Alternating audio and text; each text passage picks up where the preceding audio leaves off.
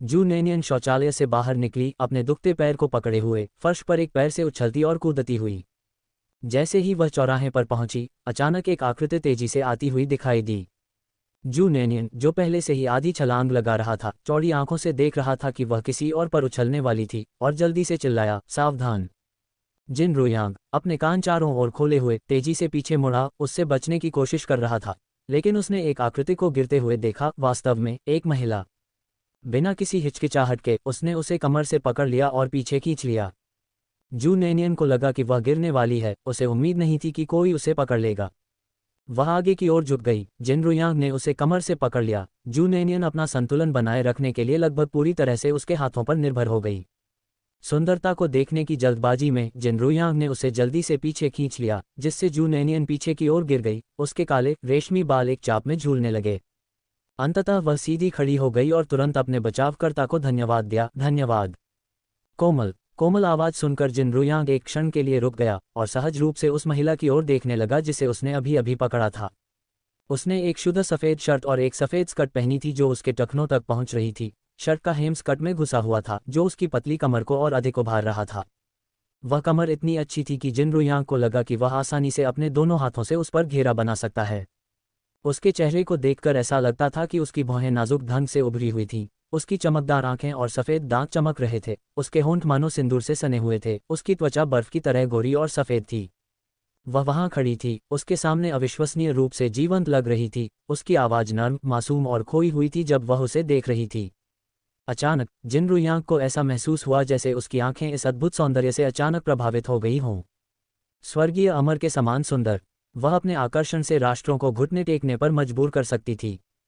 उसके मन में जितने भी अद्भुत शब्द आए, वे उसके सामने खड़ी लड़की की आधी सुंदरता का वर्णन करने के लिए भी अपर्याप्त थे। जब जिन रुयांग ने जू नैनियन को देखा तो वह भी उसके सुंदर रूप को देखकर चकित रह गई। जू नैनियन ने उसमें उस स्वप्न प्रेमी का अवतार देखा जिसकी उसने कभी कल्पना की थी। अच्छा फिगर, उच्च सौंदर्य, परिष्कृत और विद्वान।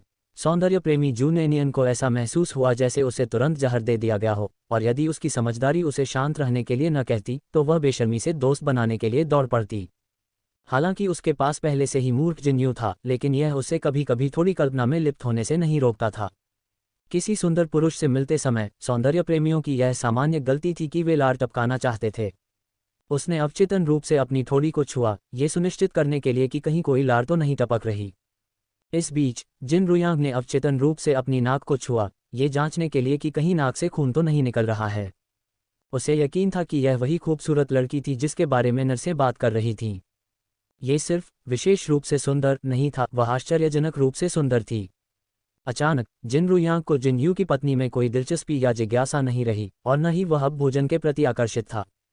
उनके लिए स्वादिष्ट व्यंजन के प्रलोभन की तुलना किसी खूबसूरत महिला के आकर्षण से नहीं की जा सकती। दोनों के दिलों में कई विचार थे, फिर भी यह सब सिर्फ 3 सेकंड में हो गया। जिन रुयांग ने तुरंत अपना संयम वापस पा लिया, एक सज्जन की तरह अपने हाथ वापस खींच लिए और धीरे से पूछा, क्या आप ठीक हैं? उनकी आवाज़ कोमल और गर्म थी, एक ताज़ा हवा की तरह जो आरामदायक और ठंडा महसूस कराती थी। उनकी आवाज़ किसी महान आवाज़ अभिनेता के समान थी, जिससे जू नैनियन के कान खुशी से झूम उठे। एक पल के लिए खुद को अंदर ही अंदर डांटते हुए उसने क्षण भर के लिए भाई जिन को अपने दिमाग से अलग कर दिया और अपने सामने खड़े खूबसूरत आदमी को एक विनम्र और गर्मजोशी भरी मुस्कान दी। मैं ठीक हूँ, धन्यवाद। जिन रुयांग की तेज नज़र ने जू नैनियन को एक पैर उठाते हुए देखा और धीरे से पूछा, क्या आपके पैर में चोट लगी है? मैंने इसे घुमा दिया। जिन रुयांग ने सोचा, यह मेरा मौका है। अपने दिल में उत्साह को नियंत्रित करने की कोशिश करते हुए जिन रुयांग ने धीरे से मुस्कुराते हुए कहा, क्या आपको मेरी मदद की ज़रूरत है? उन्होंने जू नैनियन की ओर मुस्कुराते हुए अपना हाथ बढ़ाया। जिन रुयांग लोगों को पढ़ने में माहिर था और उसने जू नैनियन की प्रशंसा भरी निगाहों और लगभग प्रशंसक जैसी निगाहों को देखा, जिससे उसका अहंकार लगभग जमीन से उठ गया।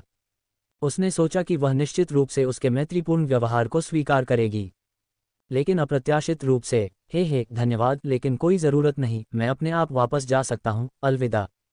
जू नैनियन ने उस पर मुस्कुरा कर कहा। उसके होंठ कोमल इनकार में मुड़ गए। एक क्षण के लिए किसी सुंदर पुरुष पर मोहित हो जाना ठीक है, लेकिन वास्तव में बहकना नहीं चाहिए। वह अपने मूर्ख जिन्यू को कैसे धोखा दे सकती है? किसी अजनबी पुरुष के साथ शारीरिक संपर्क, चाहे वह कितना भी सुंदर क्यों न हो, उसे ठीक नहीं लगता था। अब भी गलती से उसके द्वारा बचाए जाने और उसकी कमर को छूने के बाद जू नैनियन अभी भी असहज महसूस कर रही थी। तो जिन रुइयांग बस आंखें फाड़े देखता रहा जैसे वह सुंदरी दूर जा रही हो। उसकी लंबी सुंदर आकृति को पीछे हटते देख जिन रुइयांग ने अपना मुंह ढक लिया और धीरे से हंस दिया। कितनी प्यारी लड़की है, सुंदर। मुझे आश्चर्य है कि क्या मुझे भविष्य में उसे फिर से देखने का मौका मिलेगा। उसे वार्ड में प्रवेश करते देखने के बाद जिन रुइयांग मुड़ा और ऊपर चला गया। इस पर विचार करने के बाद वह वापस आया, कमरा 11 के बाहर झिझका और दरवाजे पर फुसफुसाया, मैं तुम्हारा पीछा करने जा रहा हूँ। आवाज बहुत धीमी थी और अंदर बैठे व्यक्ति को वह सुनाई नहीं दी होगी। ये कहने के तुरंत बाद उसने वहां से चले जाने की योजना बनाई, लेकिन दुर्भाग्यवश जैसे ही उसने अपना मुंह खोला दरवाजा खुल गया। ये वही सुंदरी थी जिससे वह पहले मिल चुका था, जिसने दरवाजा खोला। जिन रुइयांग की अश्लील मुस्कान लगभग उजागर हो गई थी, लेकिन शुक्र है कि उन्होंने जल्दी से अपना चश्मा ऊपर उठाकर उसे ढक लिया। उसकी आवाज़ इतनी धीमी थी कि जू नैनियन स्वाभाविक रूप से उसे सुन नहीं पाया। हालांकि उसे उसका अचानक वहां आना विशेष रूप से अजीब लगा। उसे बस एक अजीब भ्रम था कि जैसे ही उसने दरवाजा खोला उसे सामने खड़े सुंदर लड़के की अश्लील आभा महसूस हुई। जब उसने फिर से ऊपर देखा तो वह परिष्कृत सज्जन, गौरवान्वित और सुरुचिपूर्ण, चेहरे पर सुनहरे फ्रेम वाला चश्मा पहने अवर्णनीय रूप से सुंदर और सौम्य था। जू नैनियन ने सबसे पहले चुप्पी तोड़ी, आप यहाँ क्यों आए हैं? जिन रुइयांग ने आश्चर्य से कहा, आप भी इसी कमरे में रह रहे हैं?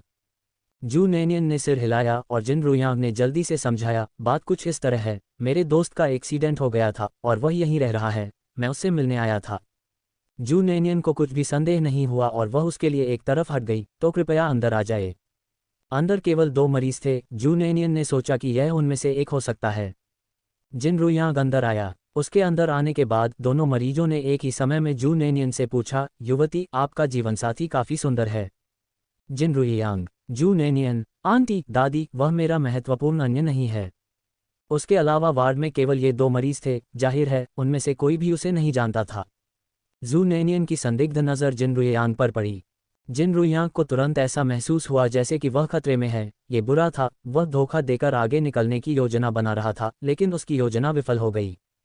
उन्होंने स्वाभाविक रूप से अपनी अभिव्यक्ति बदल दी, उनकी भौहें थोड़ी सिकुड़ गईं, यहाँ तक कि चिंता का संकेत भी था, और उन्होंने जू नैनियन से पूछा, क्या यहाँ कोई अन्य मरीज हैं? अब और नहीं, जू नैनियन ने उत्तर दिया। जिन रुइयांग ने झुंझलाहट में अपना सिर ढक लिया, धिक्कार है, मैं अभी भी एक कदम बहुत देर से आया था।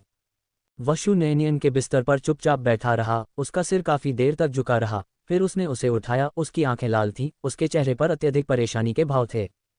उसे इस तरह देखकर जू नैनियन के दिल में संदेह का आखिरी कतरा भी गायब हो गया।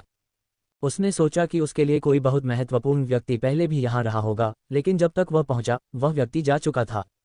वह सांत्वना के कुछ शब्द कहने ही वाली थी। वह अचानक बोल पड़ा, मुझे बहुत पछतावा है। जू नैनियन ने अवचेतन मन से पूछा, किस बात का पछतावा? एक ही पल में जिन रुइयांग के आंसू फव्वारे की तरह फूट पड़े और कठोर आदमी दर्द में रोते हुए कहने लगा, मुझे उसे यहाँ अकेला नहीं छोड़ना चाहिए था, मुझे पता था कि वह निश्चित रूप से बच जाएगा। उसके वास्तविक दुखी चेहरे को देखकर जू नैनियन ने उसे थोड़ा दिलासा दिया, रो मत, हो सकता है कि वह व्यक्ति ठीक हो गया हो और उसे छुट्टी दे दी गई हो। नहीं, वह ठीक नहीं होता, न ही वह भाग सकता था। जिन रुइयांग ने लाल आंखों से जोर देकर कहा, मेरा भाई, मेरा अपना भाई, उसका नाम जिन शियाओयू है। 6 महीने पहले उसका पैर टूट गया था और उसे काटना पड़ा था, जिसके परिणामस्वरूप उसे अर्धांगघात हो गया। जब उसने जिन शियाओयू का नाम सुना तो जू नैनियन एक पल के लिए स्तब्ध रह गई। ये जिन यू से केवल एक ही अक्षर अलग था, लेकिन जिन यू का कोई भाई नहीं था, वह अपने परिवार में एकमात्र बच्चा था। जब जू नैनियन ने पैर के फ्रैक्चर और जबरन अंग विच्छेदन के बारे में सुना तो वह थोड़ा हैरान हो गईं। क्या टूटे हुए पैर को काटना नहीं चाहिए, बल्कि उसे ठीक करना चाहिए? और अंग विच्छेदन के बावजूद भी अर्धांगघात हेमिप्लेजिया कैसे हुआ? क्या अंग विच्छेदन से कोई तंत्रिका कट गई?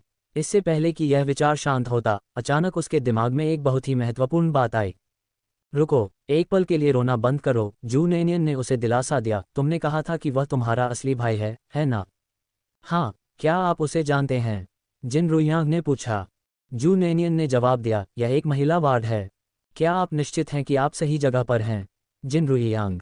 इससे पहले कि वह ये विचार कर पाता, वह खूबसूरत नर्स जो पहले वहां थी, कमरे में आए और जिन रुइयांग को अस्पताल के चिकित्सा संबंधी कपड़े न पहने हुए, बल्कि अस्पताल में प्रवेश करते समय पहने हुए कपड़ों को पहने हुए देखकर उसने सोचा कि वह भागने की कोशिश कर रहा है और अचानक चिल्लाया। दूसरे श्रीमान ने जो कहा उसे याद करते हुए उन्होंने कहा, जिन ने उसे अस्पताल भेजने के निर्देश दिए थे, वह उत्सुकता से दौड़ी और उसकी आस्तीन पकड़ ली। श्रीमान जिन, तुम यहाँ क्यों भागे? तुम्हारे भाई ने कहा है कि तुम्हें इधर उधर घूमने न दिया जाए।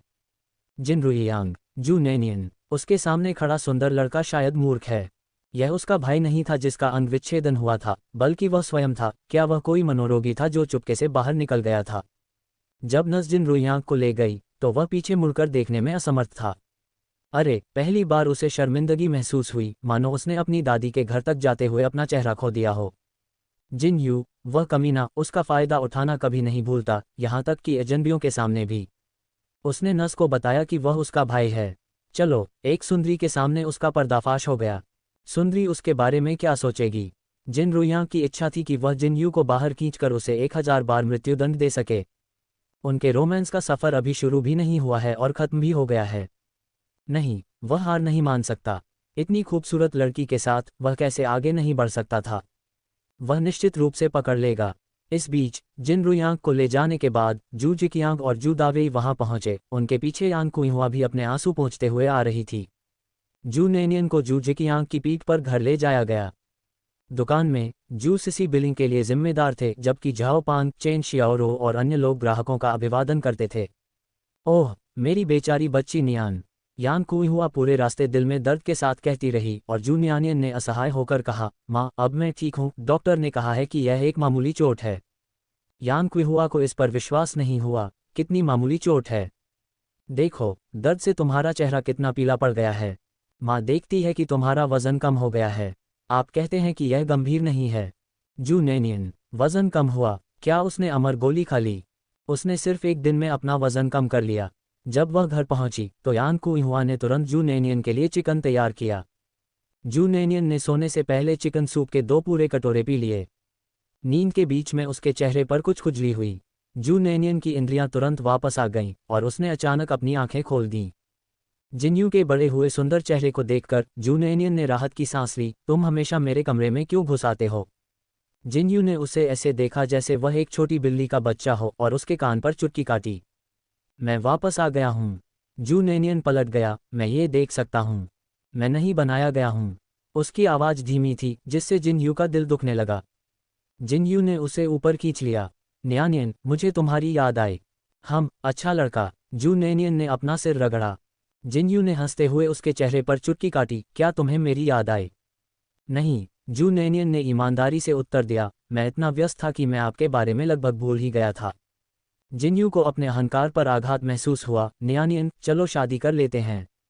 इतनी जल्दी? जू नैनियन ने मना कर दिया। डेटिंग शुरू करने के तुरंत बाद शादी करना बहुत जल्दी है। मैं नहीं चाहता। तो जल्द ही शादी की कब्र में कदम रखने के लिए एक दृढ़ नहीं। जिन्यू ने यह बात अनायास ही कह दी क्योंकि वह जानता था कि वह अभी भी उससे शादी करने की इच्छा नहीं रखती। लेकिन ये देखकर कि उसने बिना किसी हिचकिचाहट के कितनी जल्दी मना कर दिया, जिन्यू को दुख हुआ। उसके कान को चुटकी में दबाने वाला हाथ अवचेतन रूप से कस गया। जू नैनियन ने चिढ़कर उसे दूर धकेल दिया। नर्म रहो, मैं एक विकलांग व्यक्ति हूँ। आप कहाँ घायल हैं? ये सुनकर जिन यू ने तत्काल पूछा। जू नैनियन ने अपना कंबल उठाया और जिन यू सहज रूप से दूर हो गया। उसके कान लाल हो गए। नैनियन, हमने अभी तक शादी नहीं की है। जू नैनियन, क्या उसने सोचा कि उसने कुछ नहीं पहना है? कम से कम उसने पायजामा तो पहना हुआ था। अभी भी लंबे पैर वाले पायजामा पैंट पहने हुए हैं। उसके कान फिर से लाल होते देख वह अपनी हंसी रोक नहीं सकी। अत्यंत गंभीरता के साथ उसने जू नैनियन को शादी के लिए धोखा देने की योजना बनाई। चूंकि हम शादीशुदा नहीं हैं, इसलिए आपको देखने की अनुमति नहीं है। जू नैनियन ने हंसते हुए उसके कान को चुटकी में लेकर घुमाया और कहा, तुम बहुत ढोंगी हो। जिन यू, जू नैनियन, मैंने पैंट पहन ली है, अब आप घूम सकते हैं। जिन यू ने जैसा कहा था वैसा ही पलट गई। जू नैनियन ने अपने सूजे हुए टखने की ओर इशारा करते हुए कहा, देखिए, मैं अब एक विकलांग व्यक्ति हूँ, मेरा पैर सूज गया है। जिन यू ने उस पर नज़र डाली और वास्तव में व्यथित महसूस किया। उसने उसका पैर पकड़ लिया और उसकी भौहें सिकुड़ गईं। तुम इतनी लापरवाह कैसे हो सकती हो? क्या हमारे घर में कोई औषधीय तेल है? उनकी चिंता का प्रदर्शन विशेष रूप से जू नैनियन को राहत देने वाला था। खांसी अपने प्रेमी द्वारा इतना महत्व दिए जाने पर जू नैनियन बहुत खुश हुई। अपनी पिछली पूरी जिंदगी अकेली रहने के कारण उसे यह पता नहीं था कि एक ऐसे प्रेमी का होना कैसा लगता है जो उसकी परवाह करता हो। इस बारे में बात करना बहुत शर्मनाक है। कैबिनेट में औषधीय तेल है। मैंने इसे एक बार इस्तेमाल किया था और यह अभी भी थोड़ा दर्द करता है। क्या आप इसे मेरे लिए लाकर लगा सकते हैं? बिना एक और शब्द कहे जिन्यू औषधीय तेल लेने चला गया। उन्होंने शू नैनियन के पैर को अपने पैर पर रखा, अपनी हथेली में कुछ औषधीय तेल डाला और ध्यानपूर्वक उसके टखने पर मालिश की। हालांकि चाहे कितनी भी सावधानी बरती जाए फिर भी दर्द होता है। यदि मोच मामूली हो तो केवल छूने पर ही दर्द होता है, लेकिन यदि मोच गंभीर हो तो बिना किसी संपर्क के भी दर्द होता है। जू नैनियन उन लोगों में से थे जो बिना किसी स्पर्श के भी चोट पहुंचाते थे। रात के समय दर्द के कारण वह कई बार नींद से जाग उठी। अब जब जिनयू ने इसे छुआ तो यह और भी अधिक दर्दनाक हो गया। वह खुद को रोक नहीं सकी और फुफकारते हुए बोली, धीरे से, धीरे से। मैंने अभी तक ज्यादा बल भी नहीं लगाया है, बस इसे सहन करो, जिनयू ने धीरे से कहा और उसके घायल पैर को मजबूती से मालिश करना शुरू कर दिया। जू नैनियन ने धीरे से गुनगुनाया, जो नाजुक और कोमल लग रहा था। जिनयू, जो चीजों को तोड़ मरोड़ कर समझा सकती थी, अकड़ गई, लेकिन उसने अपना पैर रगड़ना जारी रखा। दर्द से व्याकुल जू नैनियन ने जिनयू की प्रतिक्रिया पर ध्यान नहीं दिया। जब वह दर्द से उसकी मालिश कर रहा था तो वह कहती रही, और नर्म और नर्म। युवा लड़की की आवाज बहुत आकर्षक थी, जिससे जिनयू का दिमाग घूम गया और उसकी नाक से लगभग खून बहने लगा। ये सचमुच हास्यास्पद है। जैसे जैसे उसका मन नियंत्रण से बाहर होता गया, उसके हाथों की ताकत भी असमान होती गई। आंसू भरे स्वर में जू नैनियन ने कहा, जिनयू, धीरे से, तुम मेरा पैर तोड़ दोगे। जिनयू, दर्द से कराह रही जू नैनियन ने कई बार अपना पैर वापस खींचने के बारे में सोचा, लेकिन जिनयू ने उसे कसकर पकड़ रखा था, जिससे वह चिंतित और असहाय हो गई। जिनयू ने खुद को रोकते हुए कहा, बात मत करो। जू नैनियन ने अचानक कठोर होकर उसकी ओर आश्चर्य से देखा। उसकी भ्रमित और मासूम निगाहों से मिलते हुए जिनयू ने धीमी, कर्कश आवाज में कहा, छी, तुम छोटी लड़की, मुझे ऐसे मत देखो। मैंने ऐसा क्या किया जिससे तुम परेशान हो? जू नैनियन ने अपने स्वस्थ पैर से उसे लात मारते हुए सूंघते हुए कहा, जल्दी करो और वापस जाओ। यहाँ मत रुको और मेरी माँ को हमें देखने का जोखिम मत उठाओ। तो यह मेरा उपयोग करना और फिर खाते को अस्वीकार करना है, जिनयू ने कहा। वह खुश थी और उसने उसे बेशर्मी से छोड़ने का आग्रह किया। वे दोनों इस बात से अनजान थे कि आन कुइहुआ, जो बाथरूम का उपयोग करने के लिए उठा था, ने दरवाजे के बाहर से उनकी बातचीत सुन ली थी। उसने वे सारी बातें सुनी जो उसे नहीं सुननी चाहिए थीं, फिर भी वह वे बातें सुनने से चूक गई जो उसे सुननी चाहिए थीं। यान कुइहुआ ने अपना मुंह ढक लिया, वह कुछ घबरा गई। चूंकि वह स्वयं इन सब से गुजर चुकी थी, इसलिए उसने अपनी बेटी और भावी दामाद को गलत समझा। उनके साहस से आश्चर्यचकित होकर यान कुइहुआ ने मन बना लिया कि उन्हें विवाह करना ही होगा। कल वह जिनयू से पूछेगी और यदि जिनयू ने असहमत होने की हिम्मत की तो वह उसे चाकू से वहीं काट डालेगी। बेशक, अगर वह सहमत हो जाता तो वह अभी भी उसका अच्छा दामाद होता। जब वह उब रहा था तो अचानक दरवाजा जोर से खुल गया। जिनयू साहस और जोश के साथ आगे बढ़े। मैंने नस से सुना है कि तुम फिर से भागने की सोच रहे हो। उत्साह से भरकर जिन रुयांग बिस्तर से उठे, तुम आखिरकार वापस आ गए। कैसा चल रहा है? क्या तुम्हें उस व्यक्ति का कोई सुराग मिला है? जिन रुयांग ने अधीरता से पूछा। जिनयू ने उसकी ओर देखा, उसके चुपके से बाहर निकलने के प्रयास को अनदेखा कर दिया और अपने काम पर वापस लौट गई। मैंने उसे ढूंढ लिया है। वह दामो गांव में छद्म नाम से रह रहा है। हे भगवान, तुम्हें तो वाकई बहुत कुछ पता चल गया। जिन रुयांग का चेहरा आश्चर्य से चमक उठा, लेकिन घाव के दर्द ने उसे वापस लेटने पर मजबूर कर दिया। आपने उसका सटीक स्थान बता दिया है, तो फिर आप उसे पकड़कर वापस क्यों नहीं लाए? भले ही आप ये जियांगतियन को बाहर नहीं निकाल सकते, लेकिन आपको कम से कम उस आदमी को वरिष्ठ अधिकारियों के पास वापस लाना चाहिए। वह मेरे हाथों से बच निकला और बिना किसी सबूत के वह वही व्यक्ति है जो डेल्टा ड्रग लॉर्ड के गुर्गों से मिला और उनके साथ व्यापार किया। जिनयू ने जिन रुयांग की आवेगशीलता पर एक दुर्लभ व्यंग्यात्मक टिप्पणी की, जल्दी क्या है? अपनी कनपटियों पर उंगलियां थपथपाते हुए जिनयू ने ठंडे स्वर में कहा, उसके पास ऐसी योजनाएं होनी चाहिए जो अभी तक सामने नहीं आई हैं, इसलिए क्यों न हम उसके द्वारा बड़ी मछलियों को खींचने का इंतजार करें और फिर उन सभी को एक ही झटके में बाहर निकाल दें। तुम्हारी बात में दम है। जिन रुयांग ने आह भरी, तो फिर मैं पूरा मामला तुम पर छोड़ता हूँ। मैं घायल हूँ और इस उत्साह में शामिल नहीं हो पाऊंगा। जिनयू ने अपनी जीभ चटकाई लेकिन मना नहीं किया। क्या आपको कुछ बेहतर लग रहा है? जिन रुयांग ने अपना चश्मा ऊपर उठाया। वाह, तुम सचमुच मेरी परवाह करते हो। लेकिन हाँ, मैं वास्तव में काफ़ी अच्छा हूँ। अगर आपने मुझे अस्पताल में भर्ती नहीं कराया होता तो मैं अपने सपनों की महिला से नहीं मिल पाता। तुम्हारे सपनों की औरत। जिनयू के माथे की नसें धड़कने लगीं। मैंने तुम्हें ठीक से आराम करने के लिए कहा था और तुम स्थिर नहीं रह सकते। इससे पहले कि आप व्यवहार करना सीखें, शायद मुझे आपको राजधानी तक वापस ले जाना होगा। मत करो। जिन रुयांग ने उसे रोकने के लिए अपना हाथ उठाया। इस बार मैं गंभीर हूँ, मजाक नहीं कर रहा हूँ। जिन रुयांग के मुंह से गंभीर शब्द सुनना जिनयू के लिए एक लंबी कहानी जैसा लगा, लेकिन उन्होंने भी उसका खंडन नहीं किया। जिन रुयांग ने बड़बड़ाना जारी रखा, वह सबसे खूबसूरत महिला है जिसे मैंने कभी देखा है। मेरे जीवन में एकमात्र। मेरा मानना है कि मुझे उसके जैसी खूबसूरत कोई दूसरी लड़की कभी नहीं मिलेगी। मैं उसे पसंद करता हूँ। जिन यू ने उत्तर दिया, आपकी पसंद वास्तव में उथली है। जिन रुयांग ने स्वाभाविक रूप से उत्तर दिया, बेशक यह उथला है। कितने ऐसे प्रेम संबंध हैं जो पहली नज़र में ही साथी नहीं होते। सच बताऊं तो मैं उसके चेहरे की ओर आकर्षित हूं, जो खाने से भी ज्यादा लुभावना है। मुझे अब आपकी पत्नी के खाना पकाने में कोई दिलचस्पी नहीं है, मैं तो बस अपनी सुंदरता के बारे में सोचता रहता हूं। जिन यू ने उपहास किया, यदि आप वास्तव में सक्षम हैं तो एक साथी खोजने के बारे में गंभीर हो जाएं और केवल शब्दों में फ्लर्ट न करें, बल्कि कार्रवाई में शून्य रहें। ये छेड़खानी में माहिर जिन रुयांग के लिए बहुत बड़ा अपमान था। वह उत्साहित होकर उठ बैठा, कौन डरा हुआ है? यदि आप कार्रवाई चाहते हैं तो मैं कार्रवाई करूंगा। लेकिन सच कहूं तो इस सुंदरता ने मुझे अंदर तक मोहित कर लिया है। उसके मोहित भाव को देखकर जिन यू ने मन ही मन उपहास किया। क्या वह उसकी नैनियन से अधिक सुंदर हो सकती है? क्या वह अपनी पत्नी को देखकर दंग नहीं रह जाएगा? ये सोचते हुए जिन यू ने किसी भी कीमत पर इस कीड़े को अपनी पत्नी से मिलने से रोकने का संकल्प लिया, ताकि वह लगातार उसके लिए तड़पता न रहे। जैसे ही जिन यू इस पर विचार कर रहा था, जिन रुयांग ने अचानक प्रसन्नतापूर्वक कहा, मैंने कियानगजी से सुना है कि आपकी पत्नी स्वर्गीय अमर से भी अधिक सुंदर है। आप ये क्यों पूछ रहे हैं? मेरी पिछली चेतावनी भूल गए? जिन रुयांग ने हाथ हिलाकर टाल दिया, ऐसा नहीं है। मैं बस यही सोच रहा था कि आपकी पत्नी उस महिला से ज्यादा खूबसूरत नहीं हो सकती जिससे मैं मिला था। जिन यू ने फिर से उपहास किया, ये सोचकर कि जिन रुयांग ने दुनिया को ज्यादा नहीं देखा है। ये कैसे संभव हो सकता है? उनका नेनियन चेहरा ऐसा है जिसकी तुलना आम लोग नहीं कर सकते। लेकिन जिन यू ने ऐसी व्यर्थ चर्चा में शामिल होने की जहमत नहीं उठाई। आप कितनी जल्दी जा रहे हैं? जिन यू ने स्पष्ट रूप से पूछा। अरे, मैं तो तुम्हारा भाई हूँ। क्या आप मुझे घर से निकालने के लिए इतने उत्सुक हैं? मैं आपको बता दूं कि मैं अपनी छुट्टियां खत्म होने तक यहीं रहूंगा। जिन रुयांग ने किसी भी चीज से पहले उस सुंदरी को जीतने का मन बना लिया था। अगर मैं सचमुच उसका पीछा करना शुरू कर दूं, भाई, तो तुम्हें मेरी मदद करनी होगी, जिन रुयांग ने धूर्त मुस्कान के साथ कहा। जिन यू को ये बात मनोरंजक लगी। क्या आप हमेशा से ही स्वयंभू आदर्श सज्जन नहीं थे, जो किसी भी महिला के लिए अप्रतिरोध्य थे? जिन रुयांग, हमें अपवादों पर विचार करना होगा। जिन यू, ऐसा लगता है कि यह महिला आपकी अपवाद है। परी की अस्वीकृति और उसके द्वारा देखे गए अपमानजनक पक्ष के बारे में सोचकर जिन रुयांग का दिल दुख गया। उसे इतना दुखी क्यों होना पड़ा?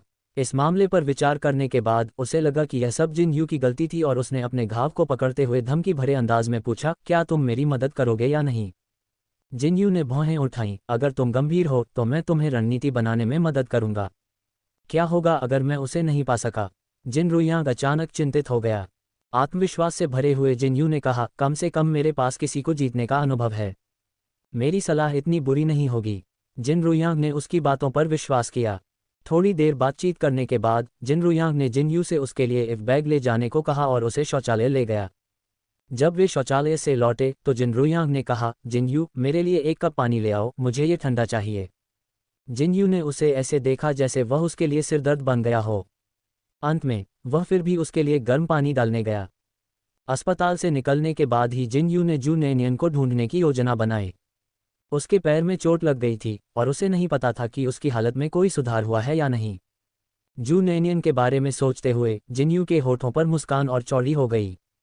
दूसरी ओर जू नैनियन बाहर घूमने नहीं गई थी क्योंकि उसका पैर घायल था। यहाँ तक कि यान कुइहुआ भी घर से बाहर नहीं निकली। उसने साफ तौर पर कहा कि वह शू नैनियन की देखभाल करने के लिए घर पर ही रहना चाहती है। नाश्ते के दौरान जू नैनियन को स्पष्ट रूप से महसूस हो गया कि यान कुइहुआ के मन में कुछ चल रहा था। सुबह के समय अकेले में उसने जू नैनियन से कई बार पूछा, जियो जिन इतने लंबे समय से चला गया है और अभी तक वापस नहीं आया है। जिन यू कल रात देर से लौटा था, लेकिन उससे पहले वह एक सप्ताह से अधिक समय तक नानचेंग से दूर रहा था, जिसके बारे में यान कुइहुआ को पता था। जू नैनियन ने सोचा कि यान कुइहुआ को नहीं पता था कि जिन यू वापस आ गया है और उसने झूठ बोला। ओह, शायद वह अभी भी व्यस्त है। मुख्य कारण यह था कि उसने यान कुइहुआ को यह बताने की हिम्मत नहीं की कि जिन यू कल देर रात उससे मिलने आया था। जैसे ही उसने बोलना समाप्त किया, जू नैनियन ने देखा कि यान कुइहुआ उसे अजीब नज़र से देख रहा था। ऐसा भाव जिससे ऐसा प्रतीत होता था कि वह कुछ कहना चाहती थी, लेकिन किसी कारणवश वह कुछ नहीं कह पाए। घर पर रहते हुए शू नैनियन की देखभाल के अलावा यान कुइहुआ खरीदी गई ऊन से स्वेटर बुनती थी। जब उसने 9वीं बार यह विषय उठाया कि जिन यू कब वापस आएगा, तो जू नेनियन खुद को रोक नहीं सका और पूछा, माँ आप वास्तव में क्या कहना चाहती हैं? यान कुइहुआ ने जू नेनियन को स्नेह से देखा, खेत के काम से अपने कठोर हाथ को उठाया और धीरे से जू नेनियन के चेहरे को सहलाया। जैसे ही उसने अपना मुंह खोला, उसने कहा, मेरी बेचारी बच्ची नियान। जू नेनियन, माँ क्या हो रहा है? जू नेनियन ने जोर देकर पूछा, ये जानते हुए कि यान कुइहुआ के दिमाग में जरूर कुछ चल रहा है। यान कुइहुआ ने जल्दी से अपने आंसू पोंछे और कहा, माँ को आपके घायल पैर के लिए दुख है। जियो जिन आपकी देखभाल करने के लिए यहाँ तक नहीं है। इसका कारण समझने योग्य था और यान कुइहुआ के चरित्र के अनुरूप भी था, क्योंकि यान कुइहुआ उसे जरा सी भी चोट लगते हुए नहीं देख सकता था। मूलतः उसकी नज़र में छोटी सी चोट भी बड़ी बात लगती थी। जू नेनियन ने सुना और उसे कुछ भी संदेह नहीं हुआ। इसी समय जिन यू ने घर में कदम रखा। जू नेनियन और यान कुइहुआ अभी भी कमरे में थे जब उन्होंने बाहर से जू दावेई का उत्साहित लेकिन सतर्क अभिवादन सुना। जियो जिन, तुम आ गए हो, अंदर आओ, घर के अंदर बैठो। यान कुइहुआ अचानक सचेत हो गया, उसने जल्दी से स्वेटर बिस्तर पर रख दिया और बाहर भाग गया। जू नेनियन ने अभी तक कोई प्रतिक्रिया भी नहीं दी थी कि उसने बाहर से यान कुइहुआ की आवाज़ सुनी, जियो जिन इधर आओ, तुम्हारी चाची को तुमसे कुछ बात करनी है। जिन यू ने विनम्रता से कहा, ठीक है चाची। जू नेनियन ने सोचा कि यान कुइहुआ अपने पैर की चोट के बारे में बात करना चाहती थी और जिन यू से कहना चाहती थी कि वह उसके साथ अधिक समय बिताए, इसलिए उसने इस पर ज़्यादा ध्यान नहीं दिया। जिन यू ने यान कुइहुआ का पीछा करते हुए यार्ड में प्रवेश किया। यान कुइहुआ कठोर चेहरे के साथ आगे चला गया। जिन यू ने कहा, चाची आप जो कहना चाहती हैं कह दीजिए। यान कुइहुआ ने एक लंबे चेहरे और घूरने वाली नज़र के साथ मुड़कर एक तीखी और निर्दयी छवि बनाई। यान कुइहुआ ने सीधे कहा, जियो जिन, मुझे पता है कि आप युवा लोग जोश से भरे हुए हैं, लेकिन आप मेरी बेटी की प्रतिष्ठा की अवहेलना नहीं कर सकते। अप्रत्याशित फटकार से जिन यू स्तब्ध रह गया। उसकी गहरी आंखों में पहली बार घबराहट और भ्रम के लक्षण दिखाई दिए। चाची, आपका क्या मतलब है? क्या नेनियन और मेरी सगाई नहीं हो गई है? उसने सोचा कि यान कुइहुआ उसे जू नेनियन से बार बार मिलने के लिए दोषी ठहरा रहा है।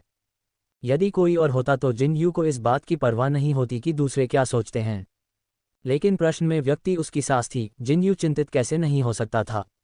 यान कुइहुआ ने जिन यू की ओर देखा और उत्साहित होकर कहा, भले ही आपकी सगाई हो गई हो, आप इतने अपमानजनक नहीं हो सकते। हमारा न्यानियन भोला है और उसे कुछ भी बेहतर नहीं पता। आप एक पुरुष हैं और उससे उम्र में बहुत बड़े हैं, फिर आप उसकी मासूमियत का इस तरह फ़ायदा कैसे उठा सकते हैं? जिन यू डांट से चकित था। उसने कभी जू नेनियन का फ़ायदा कहाँ उठाया था? जिन यू जवाब देने ही वाला था, लेकिन अगले ही सेकंड में यान कुइहुआ ने उस पर बम गिरा दिया। कल रात तुमने मेरी बेटी के कमरे में क्या बेशर्मी की? यान कुइहुआ ने कहा, मैंने ये सब सुना है। जैसे ही यान कुइहुआ के शब्द निकले, जिन यू को बस एक धमाका महसूस हुआ। उसके गाल तुरंत गर्म हो गए। उसने समझाने के लिए अपना मुंह खोला, लेकिन यान कुइहुआ ने बीच में ही कहा, यह तुम्हारा पहली बार तो नहीं था, है ना? मैंने आज जांच की और बिस्तर पर कोई गिरा हुआ लाल नहीं था। यद्यपि जिन यू के पास रोमांटिक अनुभव की कमी थी, फिर भी वह जानता था कि लाल पड़ना का क्या मतलब है।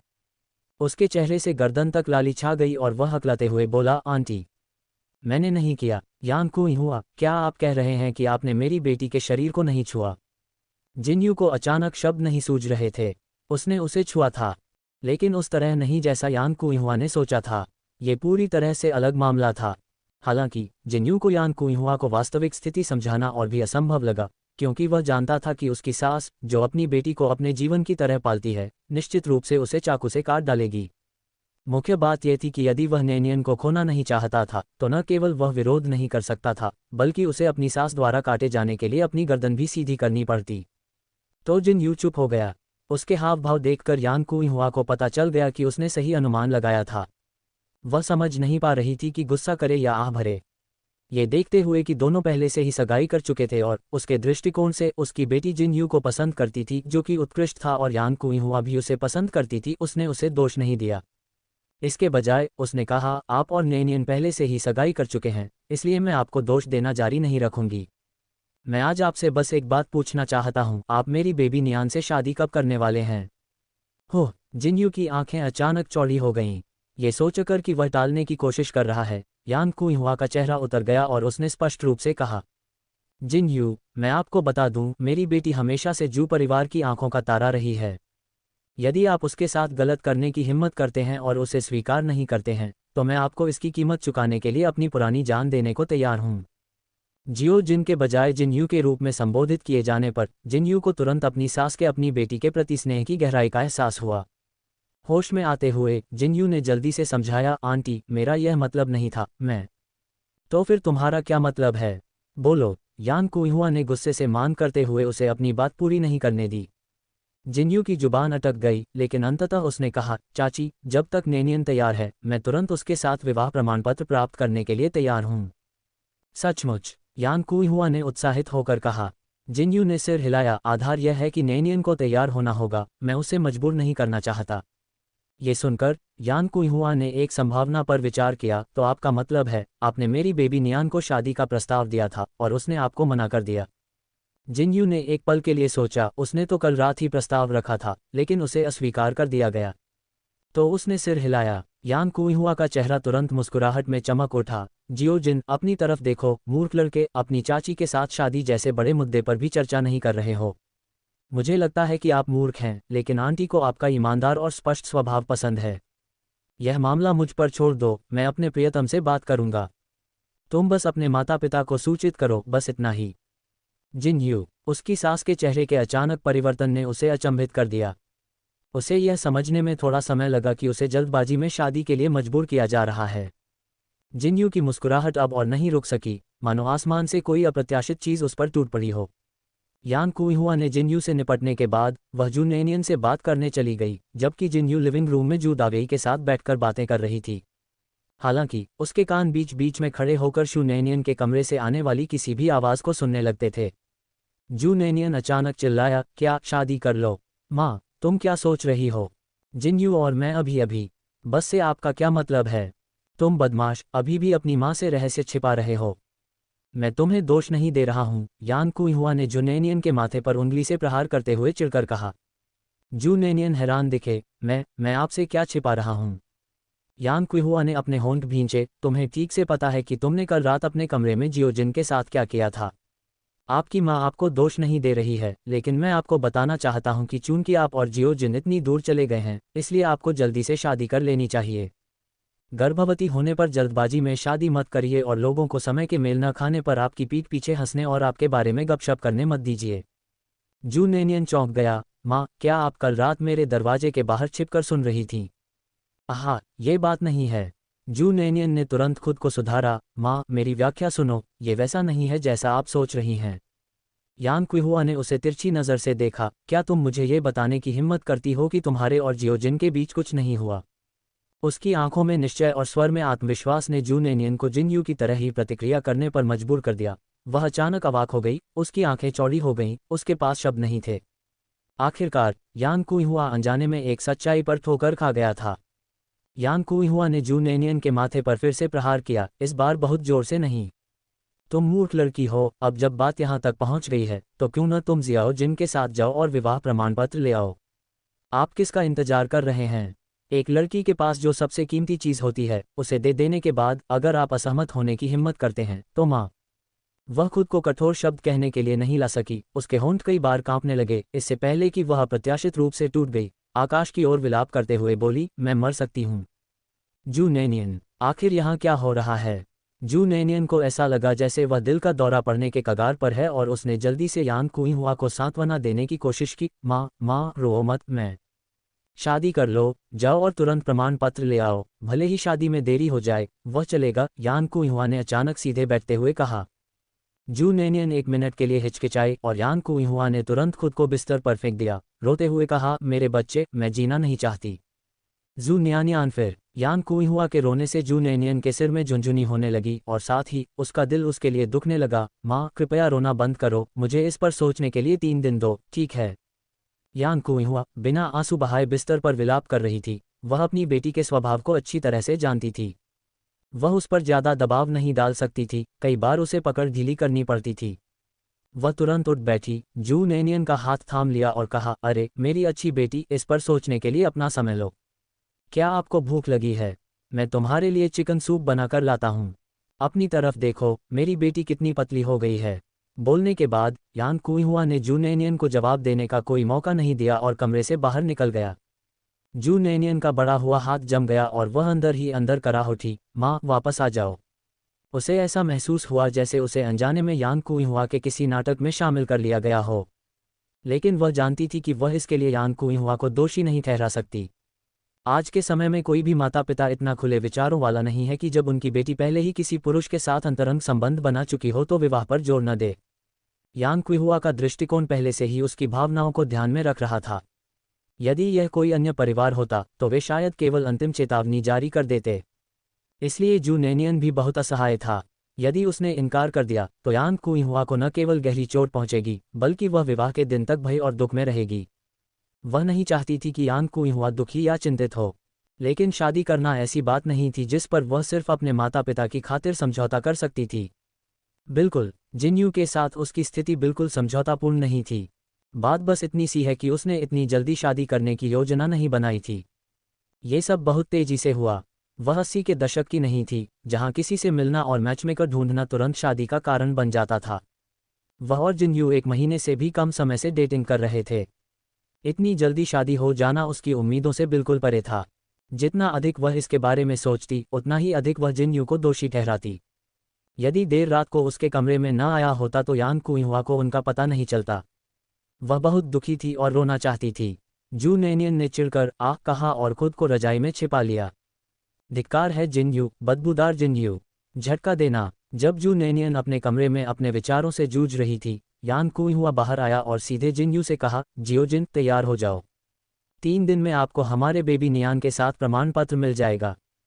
प्रमाण पत्र ले लो। जिनयू उत्साह से उछल पड़ा, उसकी काली पुतलियां तेजी से चमक रही थीं। नियानियन सहमत हो गया। यान कुइहुआ ने आत्मविश्वास से पुष्टि की, हाँ वह सहमत हो गई। जिनयू एक अचंभित लड़के की तरह रोमांचित होकर लड़खड़ाते हुए बोला, चाची मैं नेनियन को देखना चाहता हूँ।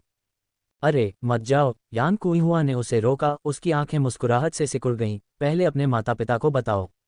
यान कुइहुआ की उस याद से जिनयू को अचानक एक बहुत महत्वपूर्ण बात याद आ गई।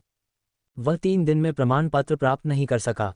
ऐसा नहीं था कि वह अनिच्छुक थे, लेकिन उन्हें पहले रिपोर्ट दर्ज करानी थी। यद्यपि वह वर्तमान में सेना में सेवारत नहीं थे, उन्हें सेवा से मुक्त भी नहीं किया गया था। वह सिर्फ चोट लगने के कारण छुट्टी पर थे। शादी करने के लिए उसे विवाह रिपोर्ट प्रस्तुत करनी थी।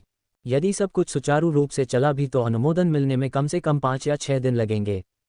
तो जिनयू ने बेतुके ढंग से कहा, चाची ये 3 दिनों में काम नहीं करेगा। मैं नेनियन के साथ विवाह प्रमाण पत्र नहीं प्राप्त कर सकता।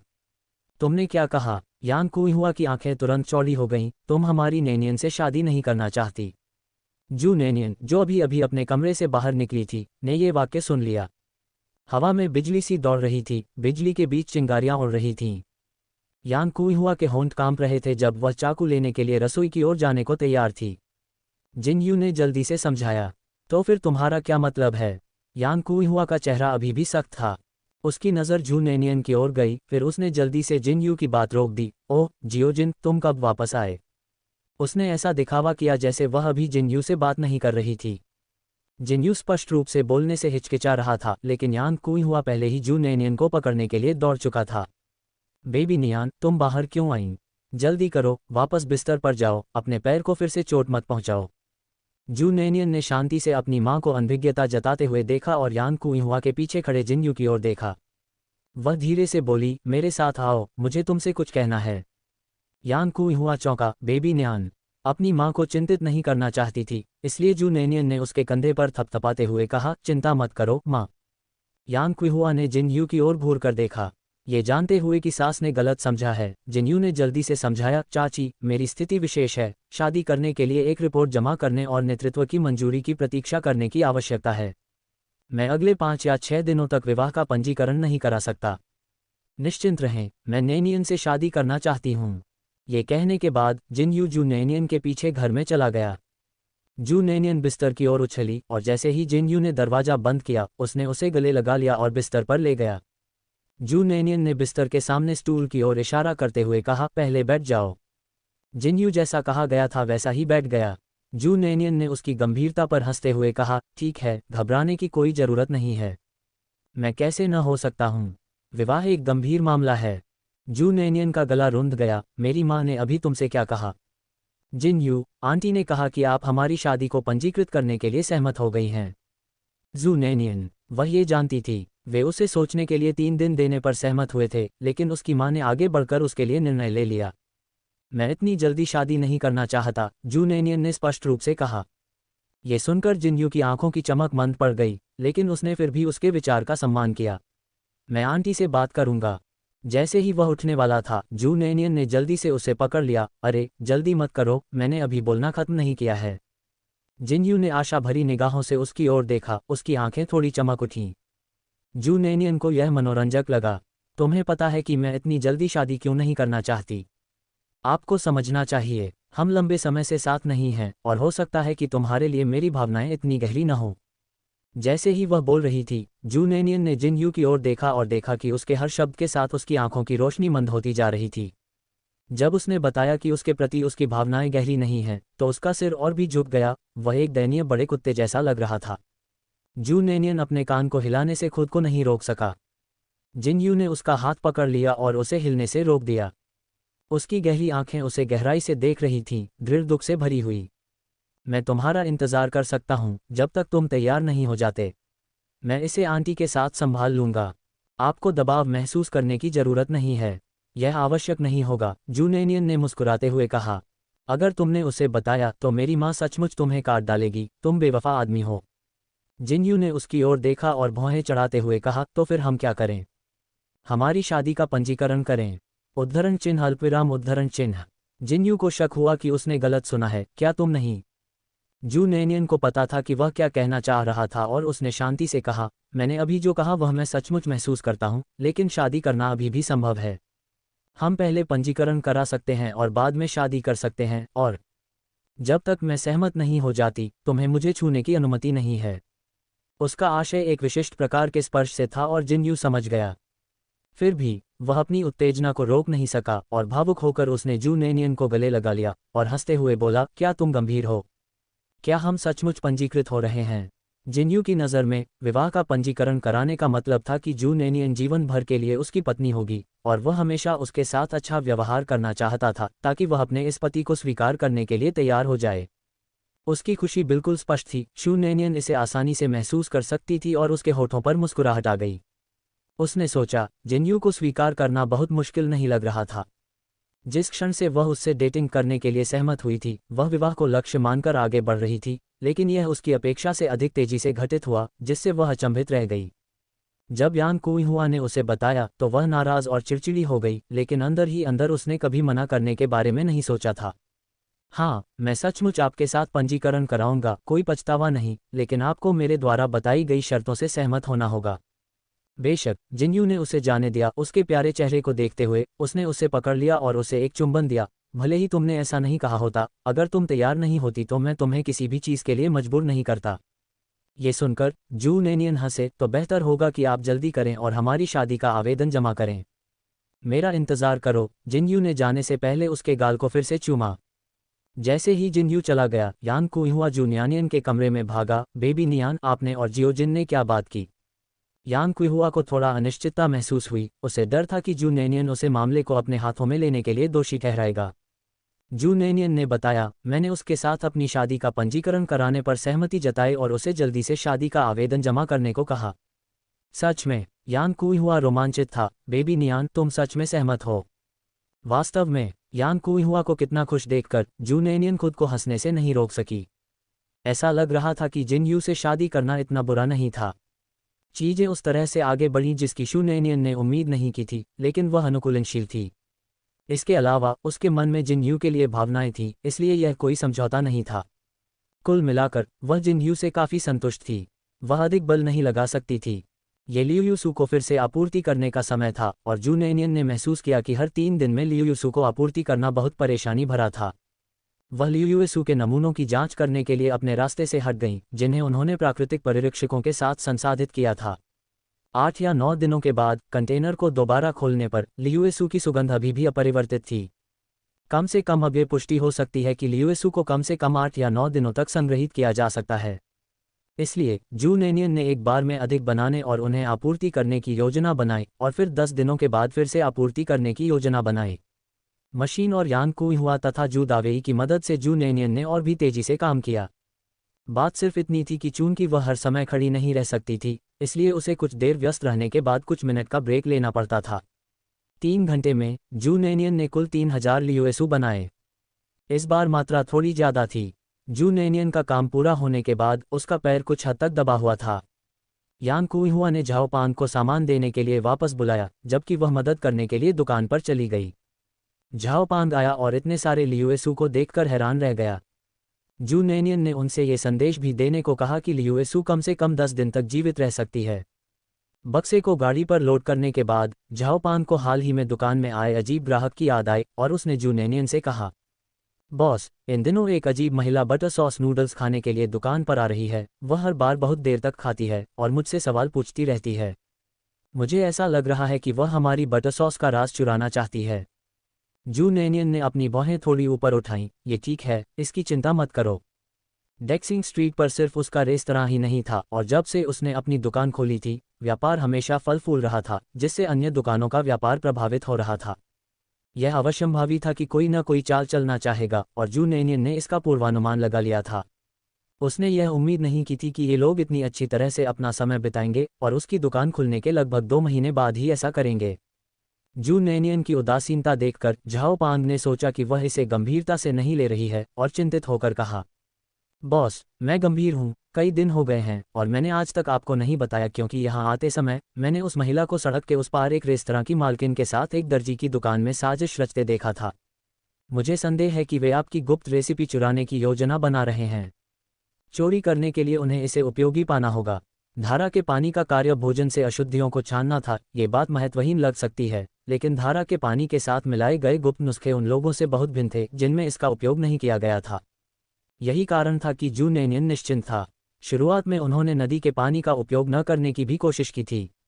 उनकी पाककला कौशल के साथ साथ इस तथ्य के कारण कि बटर सॉस की रेसिपी वास्तव में उनके घर से आई थी, यहाँ तक कि बिना नदी के पानी का उपयोग किए भी इसका स्वाद अत्यंत स्वादिष्ट था। फिर भी यह उतना अविस्मरणीय नहीं था। इसके अलावा चूंकि बटर सॉस में पानी था, इसलिए सबसे अधिक समझदार व्यक्ति भी केवल स्पष्ट मसालों का ही पता लगा सकता था। रेसिपी में अन्य सामग्री का स्वाद लेना असंभव था। ठीक है, तुम आगे बढ़ो और सामान पहुंचा दो। याद रखें कि मैंने जो कहा है उसे आगे बढ़ाएं और बाकी मैं संभाल लूंगा। झाओपांग के पास सहमत होने के अलावा कोई विकल्प नहीं था, हालांकि वह अभी भी थोड़ा चिंतित था। झाओपांग के जाने के कुछ देर बाद ही सिस्टर किंगशुई वहां आईं। पिछले कुछ दिनों से बहन किंगशुई सहकारी दुकानों से काम निपटा रही थीं। नानचेन काउंटी में, जहां केवल कुछ ही कस्बे थे, सिस्टर किंगशुई ने स्थानीय दुकानों के साथ साझेदारी पर चर्चा करने के लिए जू नेनियन से लियूएसू के नमूने उन कस्बों में ले गईं। परिणाम बहन किंगशुई की अपेक्षा से भी बदतर थे। सबसे पहले जब उन्होंने उन दुकान मालिकों के लिए लियूएसू को पेश किया तो उन्होंने इसे चखने के बाद सहयोग करने की बहुत तीव्र इच्छा दिखाई। हालांकि जैसे ही उन्होंने कीमत सुनी, वे तुरंत पीछे हट गए। उन्होंने कहा कि पेस्ट्री प्रति पीस की बजाय 40 सेंट प्रति पाउंड पर अधिक स्वीकार्य होगी और उन्होंने ये कहते हुए स्पष्ट रूप से मना कर दिया कि शहर के लोग ऐसी वस्तुओं पर पैसा खर्च करने को तैयार नहीं होंगे। बहन किंगशुई बहुत बातें करती रहीं और केवल 3 सहकारी दुकानें ही ढूंढ पाईं, यहाँ तक कि किसी कस्बे में भी उन्हें एक भी दुकान नहीं मिली। यद्यपि बहन किंगशुई चतुर थी, लेकिन उसके पास इस स्थिति से बचने का कोई रास्ता नहीं था। अन्य लोग दृढ़ता से असहमत थे और वह जबरदस्ती अपने उत्पादों को उनके गले में नहीं डाल सकती थी। तो वह सलाह के लिए जू नेनियन के पास दौड़ी चली आई। जू नेनियन से पूछा कि क्या करना है। कीमत के कारण शहर में संभावित साझेदारों द्वारा ठुकराए जाने की बात जू नेनियन ने पहले ही सोच ली थी। अन्यथा वह अपना माल बेचने के लिए सीधे कस्बों में जाने के बजाय काउंटी शहर की ओर नहीं जाती। बहन किंगशुई को बहुत पसीना बहाते देख जू नेनियन को पता चल गया कि वह चिंतित है, क्योंकि वह यहाँ तक दौड़कर आई होगी। उसने जल्दी से उसे एक गिलास पानी पिलाया। बहन किंगशुई, घबराओ मत, पहले थोड़ा पानी पी लो। बहन किंगशुई के पास पानी के लिए समय नहीं था, वह बहुत चिंतित थी। उसने जू नेनियन द्वारा दिया गया पानी लिया और तुरंत उसे मेज पर रख दिया। न्यानियन, हमें क्या करना चाहिए? मुझे यकीन था कि सहयोग के लिए कई दुकानें होंगी, लेकिन मुझे इतनी बड़ी समस्या का सामना करने की उम्मीद नहीं थी। इसके अलावा क्या आप जानते हैं, यहाँ तक कि जिन 3 दुकानों से मैंने बात की, वे भी बहुत कम मात्रा में सामान लेना चाहती हैं। एक तो सिर्फ 100 पीस चाहती है, एक सिर्फ 50 और एक तो और भी ज़्यादा सख्त है जो सिर्फ 30 पीस ही लेती है। हम इस तरह से व्यापार कैसे कर सकते हैं? यह मेरी एक भी दुकान के ऑर्डर से भी कम है। जू नेनियन थोड़ा असहाय महसूस कर रहा था। आप पहले पानी का एक घूंट लें, मैं धीरे धीरे समझाऊंगा। ये पहले से ही मेरी अपेक्षाओं के अनुरूप था, कोई जल्दबाजी नहीं। तभी बहन किंगशुई ने मेज पर रखी चाय पी। इससे उनकी प्यास लगभग बुझ गई थी। आपके पास कोई योजना है ना? इसका उद्देश्य दूसरों को यह दिखाना था कि लियूसू वास्तव में अच्छी कीमत पर बिक सकती है। बहन किंगशुई, आपने जो 3 सहकारी दुकानें खोजी हैं, क्या वे सभी एक ही शहर में हैं? जू नेनियन ने पूछा। ली किंगशुई, बिल्कुल नहीं, वे 3 अलग अलग शहरों में हैं। मैंने पिछले कुछ दिनों में 4 शहरों का दौरा किया है और अभी भी कुछ शहरों का दौरा करना बाकी है। जू नेनियन ने विचार किया। शुरुआत में उन्होंने प्रत्येक शहर में कम से कम 3 सहकारी स्टोर खोजने की योजना बनाई थी, लेकिन अब अचानक उन्होंने अपना इरादा बदल दिया। लियूएसू का नाम प्रसिद्ध करने के लिए सबसे अच्छी रणनीति ये दिखाना था कि व्यवसाय फल फूल रहा है। इस व्यवसाय की तेजी से बढ़ती प्रकृति को उजागर करने के लिए इस आकार के शहर के लिए 3 दुकानों द्वारा उत्पाद बेचने के बजाय केवल एक दुकान के साथ सहयोग करना बेहतर होगा। आखिरकार, यदि व्यवसाय अच्छा हो तो एक दुकान अकेले ही पूरे शहर की मांग को पूरा कर सकती है। इसके अलावा इस बार कोई निश्चित मात्रा निर्धारित करने की आवश्यकता नहीं थी, चूंकि लियूएसू खराब नहीं होगा, इसलिए वे मांग के अनुसार आपूर्ति कर सकते थे। जू नेनियन ने कहा, चूंकि वे अनिच्छुक हैं, इसलिए बातचीत जारी रखने की कोई आवश्यकता नहीं है। हमारा वर्तमान दृष्टिकोण इन 3 साझेदारों को सुरक्षित करना है। भविष्य में हम केवल इन तीनों के साथ काम करेंगे, लेकिन अन्य शहरों के लिए जहां हमने सहयोग के बारे में बात नहीं की है, हमें अभी भी बातचीत करने की आवश्यकता है। बस ये सुनिश्चित करना होगा कि प्रत्येक शहर का एक साझेदार हो। ली किंगशुई स्पष्ट रूप से स्तब्ध थे। क्या हमने शुरू में प्रत्येक शहर में कम से कम 3 सहकारी स्टोर खोलने पर सहमति नहीं जताई थी? जू नेनियन ने ली किंगशुई के साथ अपने नए बदले हुए विचार साझा किए। ये सुनकर ली किंगशुई को भी लगा कि यह बात सही है, लेकिन शू नेनियन ने भी अपनी बात पर कोई मुहर नहीं लगाई। उन्होंने केवल इतना कहा कि प्रतीक्षा करें और देखें कि चीजें कैसे आगे बढ़ती हैं। जहां तक उन कस्बों का सवाल है जहां अभी तक सहकारी दुकानें नहीं बनी थीं, जू नेनियन ने ली किंगशुई को एक सुझाव दिया। उसने उसे दूसरों से बातचीत करने का निर्देश दिया तथा 100 लियूसू को मुफ्त में बेचने की पेशकश की। यदि सब कुछ बिक जाता तो वे ली किंगशुई के साथ पैसे का निपटारा कर लेते। यदि वे 5 दिनों के भीतर 100 नहीं बेच पाते तो उन 100 की लागत का भुगतान दूसरे पक्ष को करने की आवश्यकता नहीं होगी। ये सुनकर ली किंगशुई ने सोचा कि यह एक अच्छी रणनीति है। जब उत्पाद मुफ्त में वितरित किए जा रहे हों तो कौन मना करेगा? वे निश्चित रूप से तुरंत सहमत हो जाएंगे। लेकिन एक गंभीर समस्या थी, क्या होगा यदि वे सामान बेच दें, लेकिन फिर गंदा खेल खेलें और दावा करें कि उन्होंने कुछ भी नहीं बेचा तथा पैसे देने से इनकार कर दें? जू नेनियन ने अपना सिर हिलाते हुए आत्मविश्वास से कहा, ऐसा नहीं होगा। कोई भी व्यवसाय इस हद तक अदूरदर्शी नहीं होगा। यदि वे इसे बेचने में सफल हो जाते हैं तो यह साबित हो जाएगा कि यह एक आकर्षक राजस्व हो सकता है।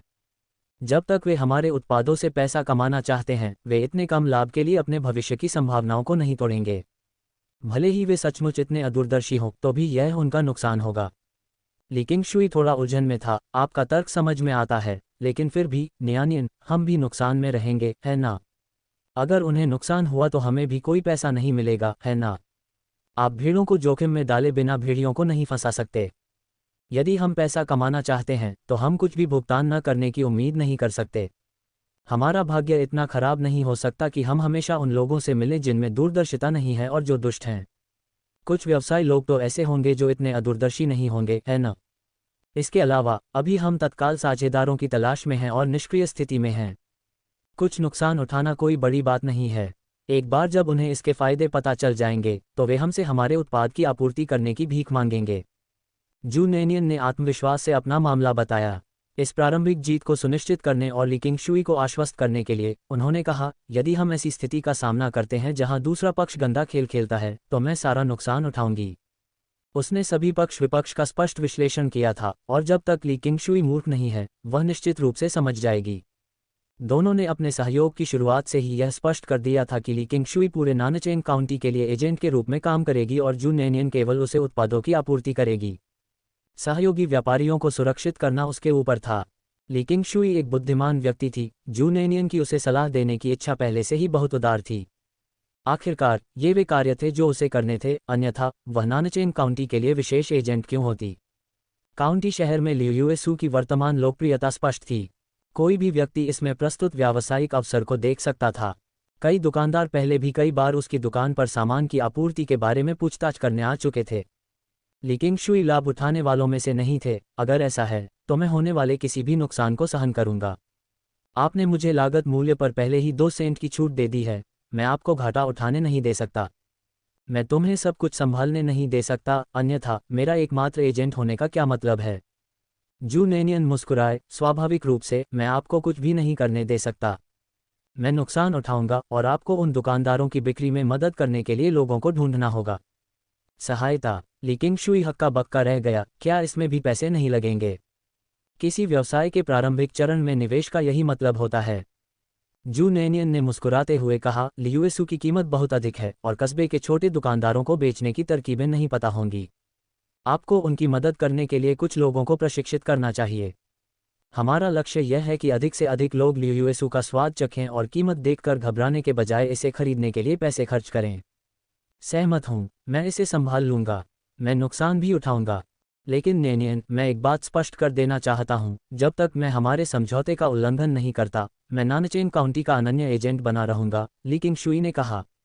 कोई बात नहीं, जू नेनियन ने तुरंत सहमति जताई। यही कारण था कि वह लीकिंग शुई की बहुत सराहना करती थी, प्रत्यक्ष और स्पष्ट संचार, साथ ही अपनी सीमाओं और औचित्य को जानना। मुख्य बात यह थी कि उसके पास एक तेज दिमाग भी था, ये केवल उसके परिवेश की परिस्थितियां थीं जिन्होंने अब तक उसकी सोच को सीमित कर रखा था।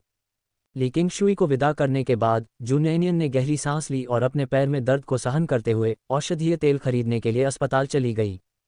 वह आज बहुत देर तक खड़ी रही थी और उसके पैर में फिर से दर्द होने लगा था। सबसे महत्वपूर्ण बात यह थी कि उसके पास औषधीय तेल खत्म हो गया था। औषधीय तेल सिर्फ एक छोटी बोतल में आया।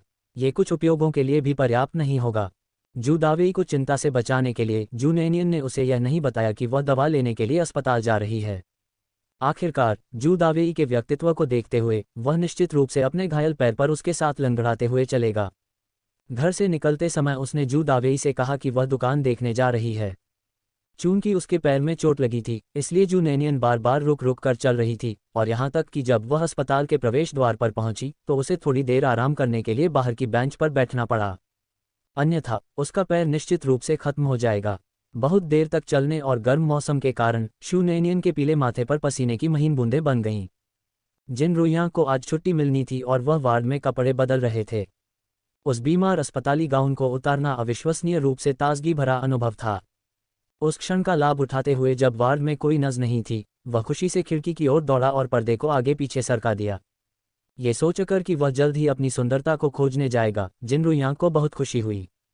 उत्साह में उसे अचानक वह सुंदरता दिखाई दी जिसके बारे में वह सोच रहा था, जो अस्पताल के बाहर बेंच पर बैठी थी। जिन रुइयांग की आंखें तुरंत उत्साह से चौड़ी हो गईं। मेरी सुंदरता। उसे आज्ञाकारी ढंग से वहां बैठे देख जिन रुइयांग मुस्कुराया और सोचा कि यह तो ऊंचे नीचे खोजने के बाद भी सहजता से मिल जाने जैसा मामला है। अरे रुको, उसे अभी तक अपने लोहे के जूते पहनने का मौका नहीं मिला था। उस दिन खुद को मूर्ख बनाने के बाद वह अगले दिन बड़ी चालाकी से उसे ढूंढने गया तो उसे पता चला कि वह उसी दिन वहां से चली गई थी। बिस्तर पर लेटे हुए, दिल टूटा हुआ और निराशा में, जिन रुइयांग ने खुद से कहा कि निश्चित रूप से उसकी सुंदरता से मिलने का एक और मौका होगा।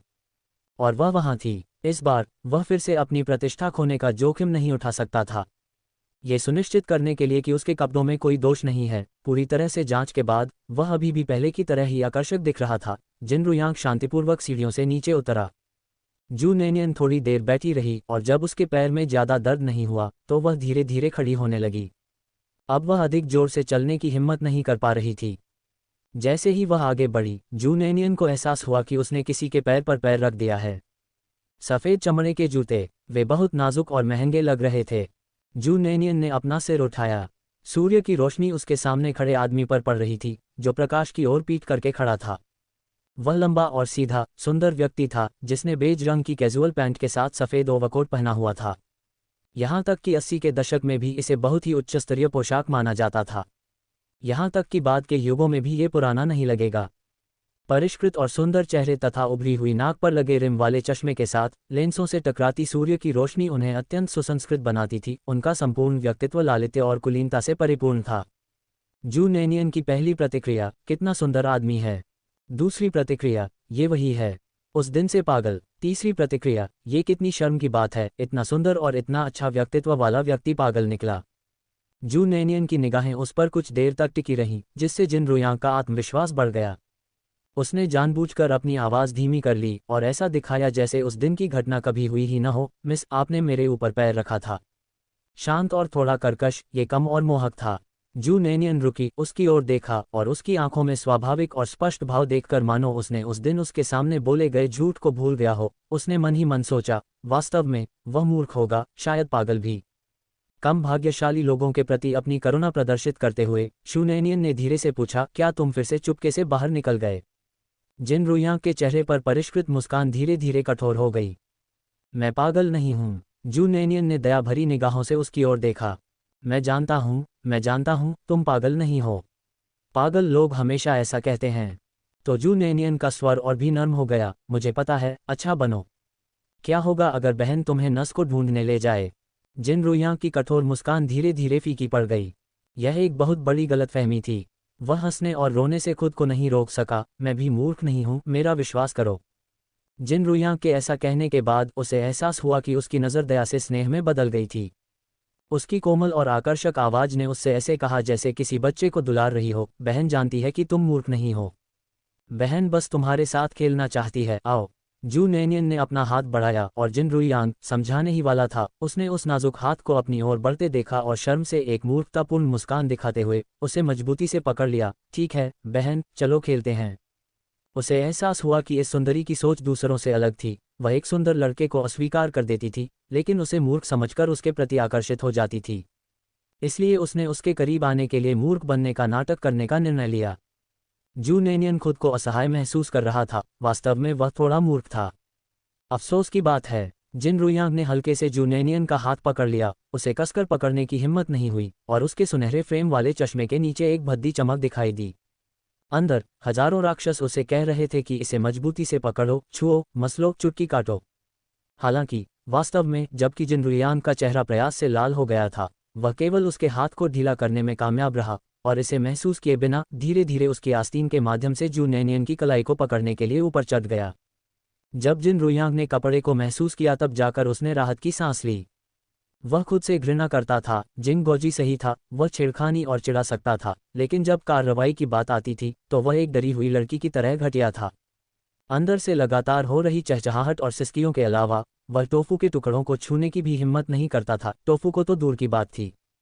पहली बार किसी लड़की के इतने करीब होने के कारण जिन रुइयांग को थोड़ा बेहोशी महसूस हुई और विशेष रूप से उसे अपने भीतर की फुहरता और अश्लीलता को उजागर करने का डर था। उसने अचानक महसूस किया कि जिस कलाई को उसने पकड़ा हुआ था वह गर्म हो रही है और वह सचमुच उसे छोड़ देना चाहता था।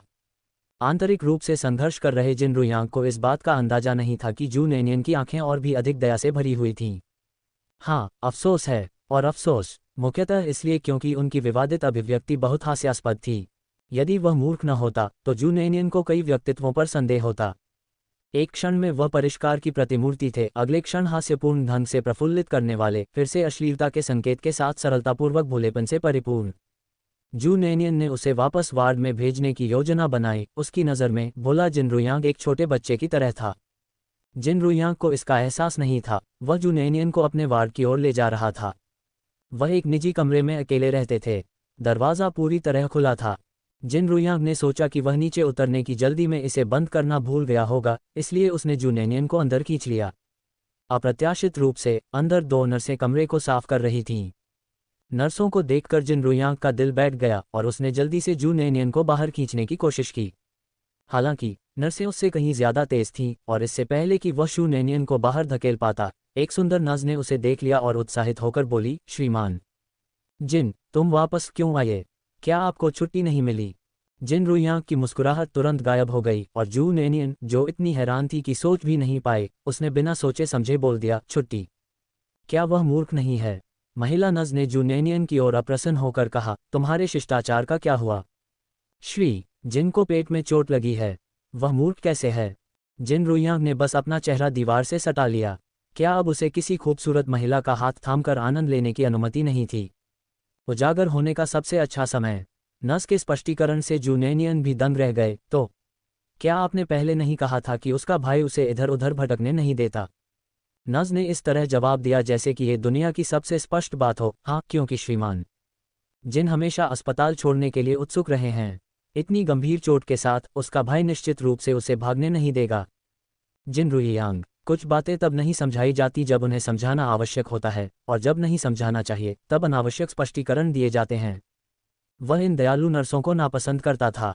क्या वे थोड़ा और ठंडे होकर उसे ऐसे नहीं जाने दे सकते थे जैसे कि वह अदृश्य हो? जू नैनियन, तो उसके साथ धोखा हुआ? नहीं, ये सही नहीं था। उसने पहले समझाने की कोशिश की थी, लेकिन अंत में ऐसा लगा कि उसने जानबूझकर उसे धोखा दिया है। और उस दिन नज ने जो कहा था, उसके कारण उसने उसे मूर्ख समझ लिया था, क्योंकि नज के आने से ठीक पहले उसने एक बकवास कहानी गढ़ी थी, जिसके कारण गलतफहमी पैदा हुई थी। उसके द्वारा पकड़ी गई कलाई को देखते हुए जू नैनियन ने बिना किसी हिचकिचाहट के उसका हाथ हटा दिया और दांत पीसते हुए बोली, श्रीमान जिन, यह मजाक बिल्कुल भी मज़ेदार नहीं है। दीवार के सहारे गहन आत्मा मंथन सत्र के बाद जिन रुयांग ने एक सुंदर मुस्कान के साथ जू नैनियन का सामना किया और एक गहरी गूंजती आवाज में धीरे धीरे और बिना किसी जल्दबाजी के बात की, मुझे खेद है, यह मेरी गलती थी। उन्होंने अपना हाथ उठाया जिसमें स्पष्ट पो और पतली उंगलियां थीं जो किसी पियानो वादक की तरह सुंदर थीं। उन्होंने अपनी उंगलियों को थोड़ा मोड़ा और धीरे से अपना चश्मा ऊपर उठाया और जू नैनियन को हार्दिक मुस्कान दी। बिना कोई स्पष्टीकरण या खंडन प्रस्तुत किए उन्होंने केवल इतना कहा कि यह उनकी गलती थी, जिससे शू नैनियन की सबसे बड़ी शिकायतें भी दूर हो गईं। इसके अलावा जू नैनियन को उसके प्रति कोई नाराजगी नहीं थी, उसे बस ऐसा महसूस हुआ कि उसके साथ धोखा हुआ है। उसने बहुत ईमानदारी से और बहुत सुंदरता से माफ़ी मांगी थी। जू नैनियन ने अनिच्छा से उसे माफ़ कर दिया। मैं आपकी माफ़ी स्वीकार करता हूँ, श्रीमान जिन, लेकिन मुझे उम्मीद है कि आप भविष्य में ऐसे मजाक नहीं करेंगे। मैं अब निकल रहा हूँ। जिन रुयांग ने अपने हाथ को अंदर से जकड़ लिया और चिल्लाया, मत जाओ। एक बार आप चले गए तो कौन जानता है कि हम फिर कब मिलेंगे, यह अनंत काल में हो सकता है। हालांकि सतह पर वह ऐसा था। उसकी मुस्कान बसंत ऋतु की हवा की तरह कोमल थी और वह एक सज्जन की तरह विनम्र था। क्या आपको वहां ले जाने के लिए मेरी जरूरत है? जू नैनियन, कोई जरूरत नहीं। जिन रुयांग, ठीक है। जू नैनियन के चले जाने के बाद जिन रुयांग इतना निराश हो गया कि उसे दीवार तोड़ने का मन हुआ। उसने जिन यू को ढूंढने और महिलाओं को लुभाने की रणनीतियों पर चर्चा करने का फैसला किया। जहां तक जू नैनियन की बात है, वह पहले ही औषधीय तेल उठाकर घर जा चुकी थी। जिन रुयांग लंबे समय से अपने होश खो चुकी थी। अगले दिन ली किंगशुई जू नैनियन से मिलने के लिए वापस आए। उसके चेहरे पर एक शानदार मुस्कान थी। शू नैनियन के सुझाए गए दृष्टिकोण को अपनाने पर वास्तव में शेष गांव साझेदारी चर्चाओं के लिए अधिक अनुकूल हो गए। जिन 3 सहकारी समितियों पर पहले चर्चा की गई थी, उन सभी ने ली किंगशुई को चुन लिया था। इस मामले में उनके पास कोई विकल्प नहीं था और उनका ध्यान केवल किसी भी सहकारी समझौते को हासिल करने पर था, चाहे वह किसी भी स्थान पर हो। जू नैनियन की सलाह का पालन करते हुए वह और उसका बड़ा भाई प्रत्येक गांव की सबसे केंद्रीय दुकानों पर मोल तोल करने के लिए सीधे चले गए। चूंकि उन्होंने 100 निःशुल्क परीक्षण बिक्री की पेशकश की थी, इसलिए दुकानदार तुरंत सहमत हो गए। नानचेंग काउंटी में कुल 9 गांव हैं और उन्होंने पहले ही 7 गांवों पर कब्जा कर लिया है। केवल 2 बचे। ली किंगशुई ने आज उन दोनों के साथ बातचीत करने की योजना बनाई। वह अपनी उत्तेजना को रोक नहीं सकी और इसलिए वह जू नैनियन को बताने के लिए दौड़ी।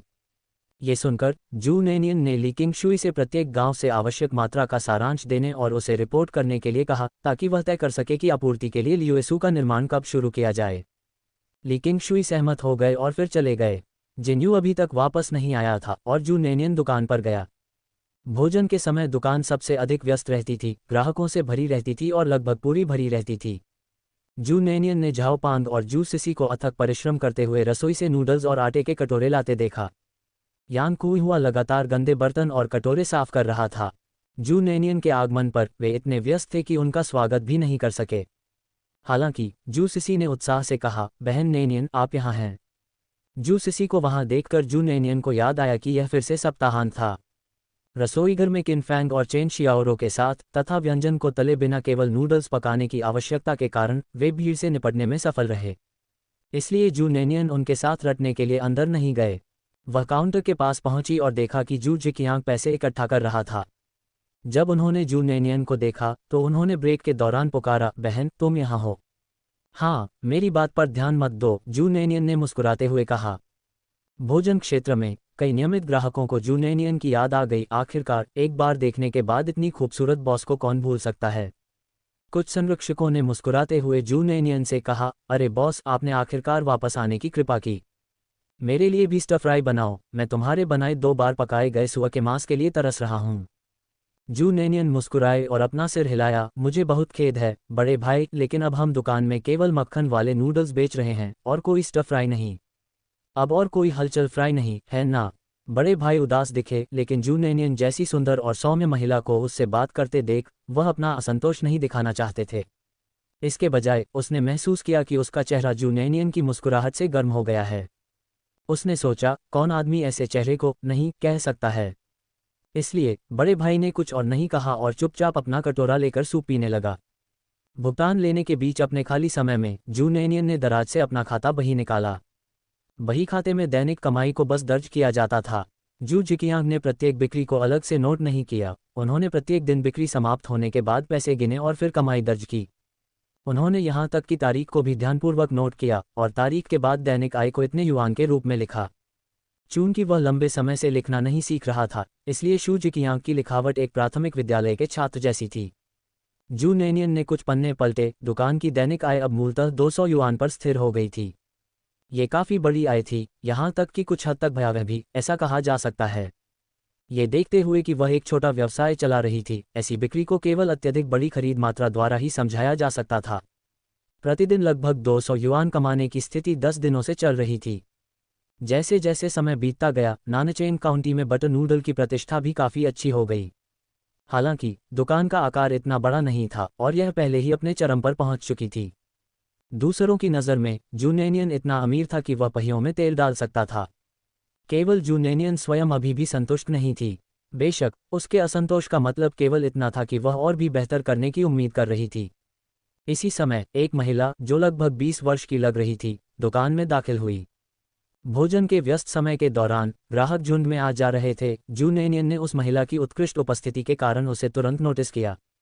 25 या 26 वर्ष की उम्र में उसका चेहरा सुंदर था, अत्यधिक आकर्षक नहीं, बल्कि एक सूक्ष्म और जीवंत प्रकार की सुंदरता। जूनेनियन ने एक क्षण के लिए उसकी ओर देखा, फिर नजरें फेर लीं। लेकिन उस महिला की नज़र उस ओर थोड़ी अजीब थी। जिस तरह जूनेनियन उसे पहली नज़र में पहचान सकती थी, उसी तरह उसने भी जूनेनियन को पहली नज़र में देखा। महिला ने जूनेनियन की अद्भुत सुंदरता की एक झलक देखी और उसकी आंखों में आश्चर्य की एक चमक चमक उठी, जो तुरंत बाद गायब हो गई। जैसे ही वह बैठी, जू सिसी उसके पास आए और पूछा कि उसे नूडल्स चाहिए या सेवइयाँ। झाओपांग ने हाथ में सेवई का कटोरा लेकर उसे ग्राहक संख्या 23 के सामने रखा, महिला पर नजर डाली और चोर की तरह दिखते हुए तुरंत जूनेनियन के पास पहुंचा। बॉस, जो व्यक्ति हमारी रेसिपी चुराना चाहता था, वह यहाँ है। जूनेनियन की भौहें सिकुड़ गईं, लेकिन उसने मुड़कर नहीं देखा। काउंटर पर झुकते हुए उसने सहजता से पूछा, क्या ये टेबल नंबर 17 पर बैठी खूबसूरत महिला है? झाओपांग ने विषय से बिल्कुल हटकर कुछ कहा, आपकी तुलना में, बॉस, वह आपके स्तर से बहुत दूर है, बिल्कुल भी आपके स्तर की नहीं है। जूनेनियन इस तरह से खुश होना हैरान करने वाला था, उसने ऐसा नहीं मांगा था। सौभाग्य से झाओपांग की विचारधारा अभी भी पटरी पर थी और अपनी जीवन चापलूसी करने के बाद वह तुरंत गंभीर हो गया। हाँ, वह महिला। वह हमेशा मुझसे कुछ अजीब और परेशान करने वाले सवाल पूछती है। हमेशा ऐसा लगता है जैसे वह हमारी दुकान की गुप्त रेसिपी के बारे में खोजबीन कर रही है। तुम इतने तेज हो, क्या तुम सच में बता सकते हो कि कोई हमारे रहस्य की जांच कर रहा है? जूनेनियन ने हंसते हुए झाओपांग से पूछा। झाओपांग को तुरंत ऐसा महसूस हुआ जैसे उसकी बुद्धि का अपमान किया जा रहा है।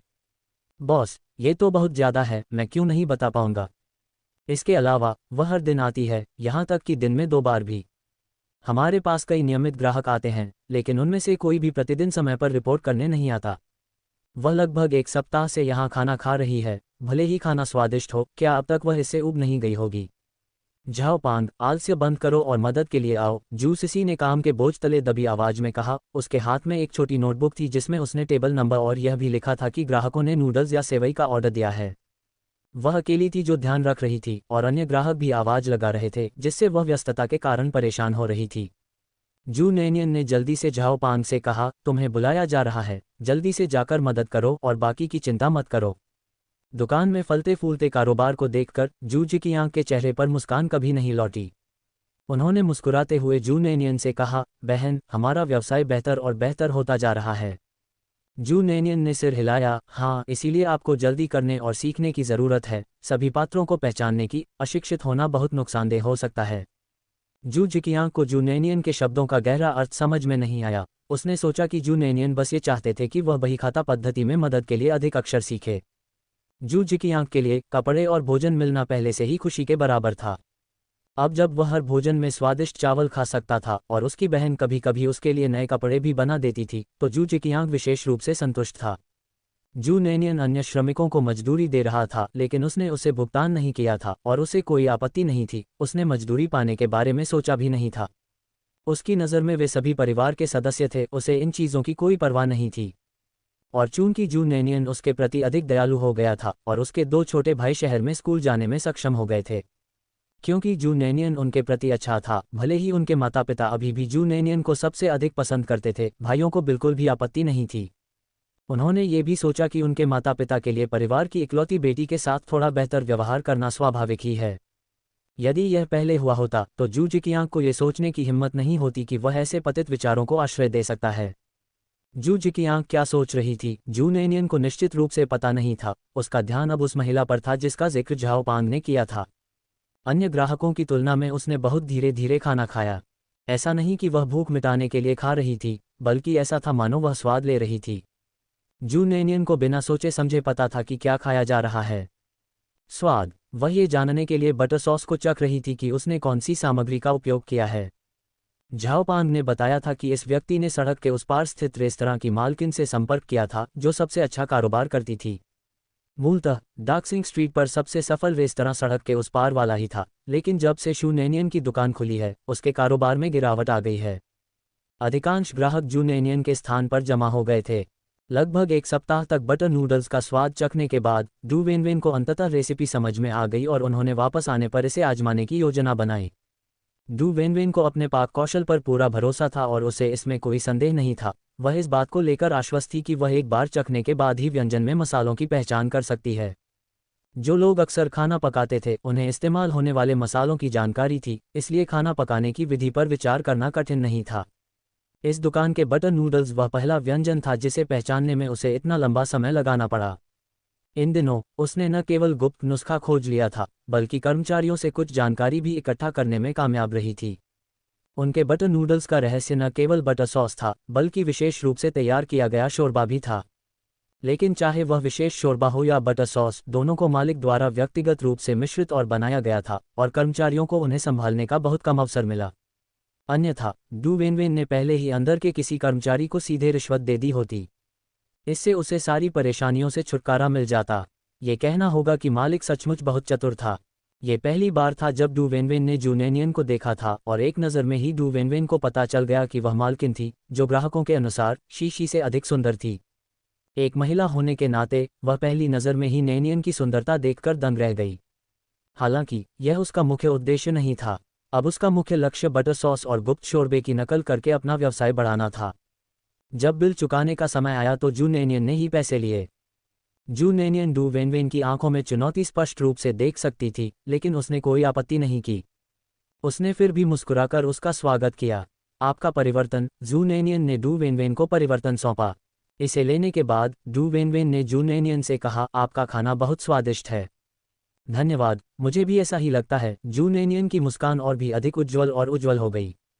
डू वेनवेन क्षण भर के लिए भावुक हो गए। उन्हें उम्मीद नहीं थी कि कोई इतना अशिष्ट होगा।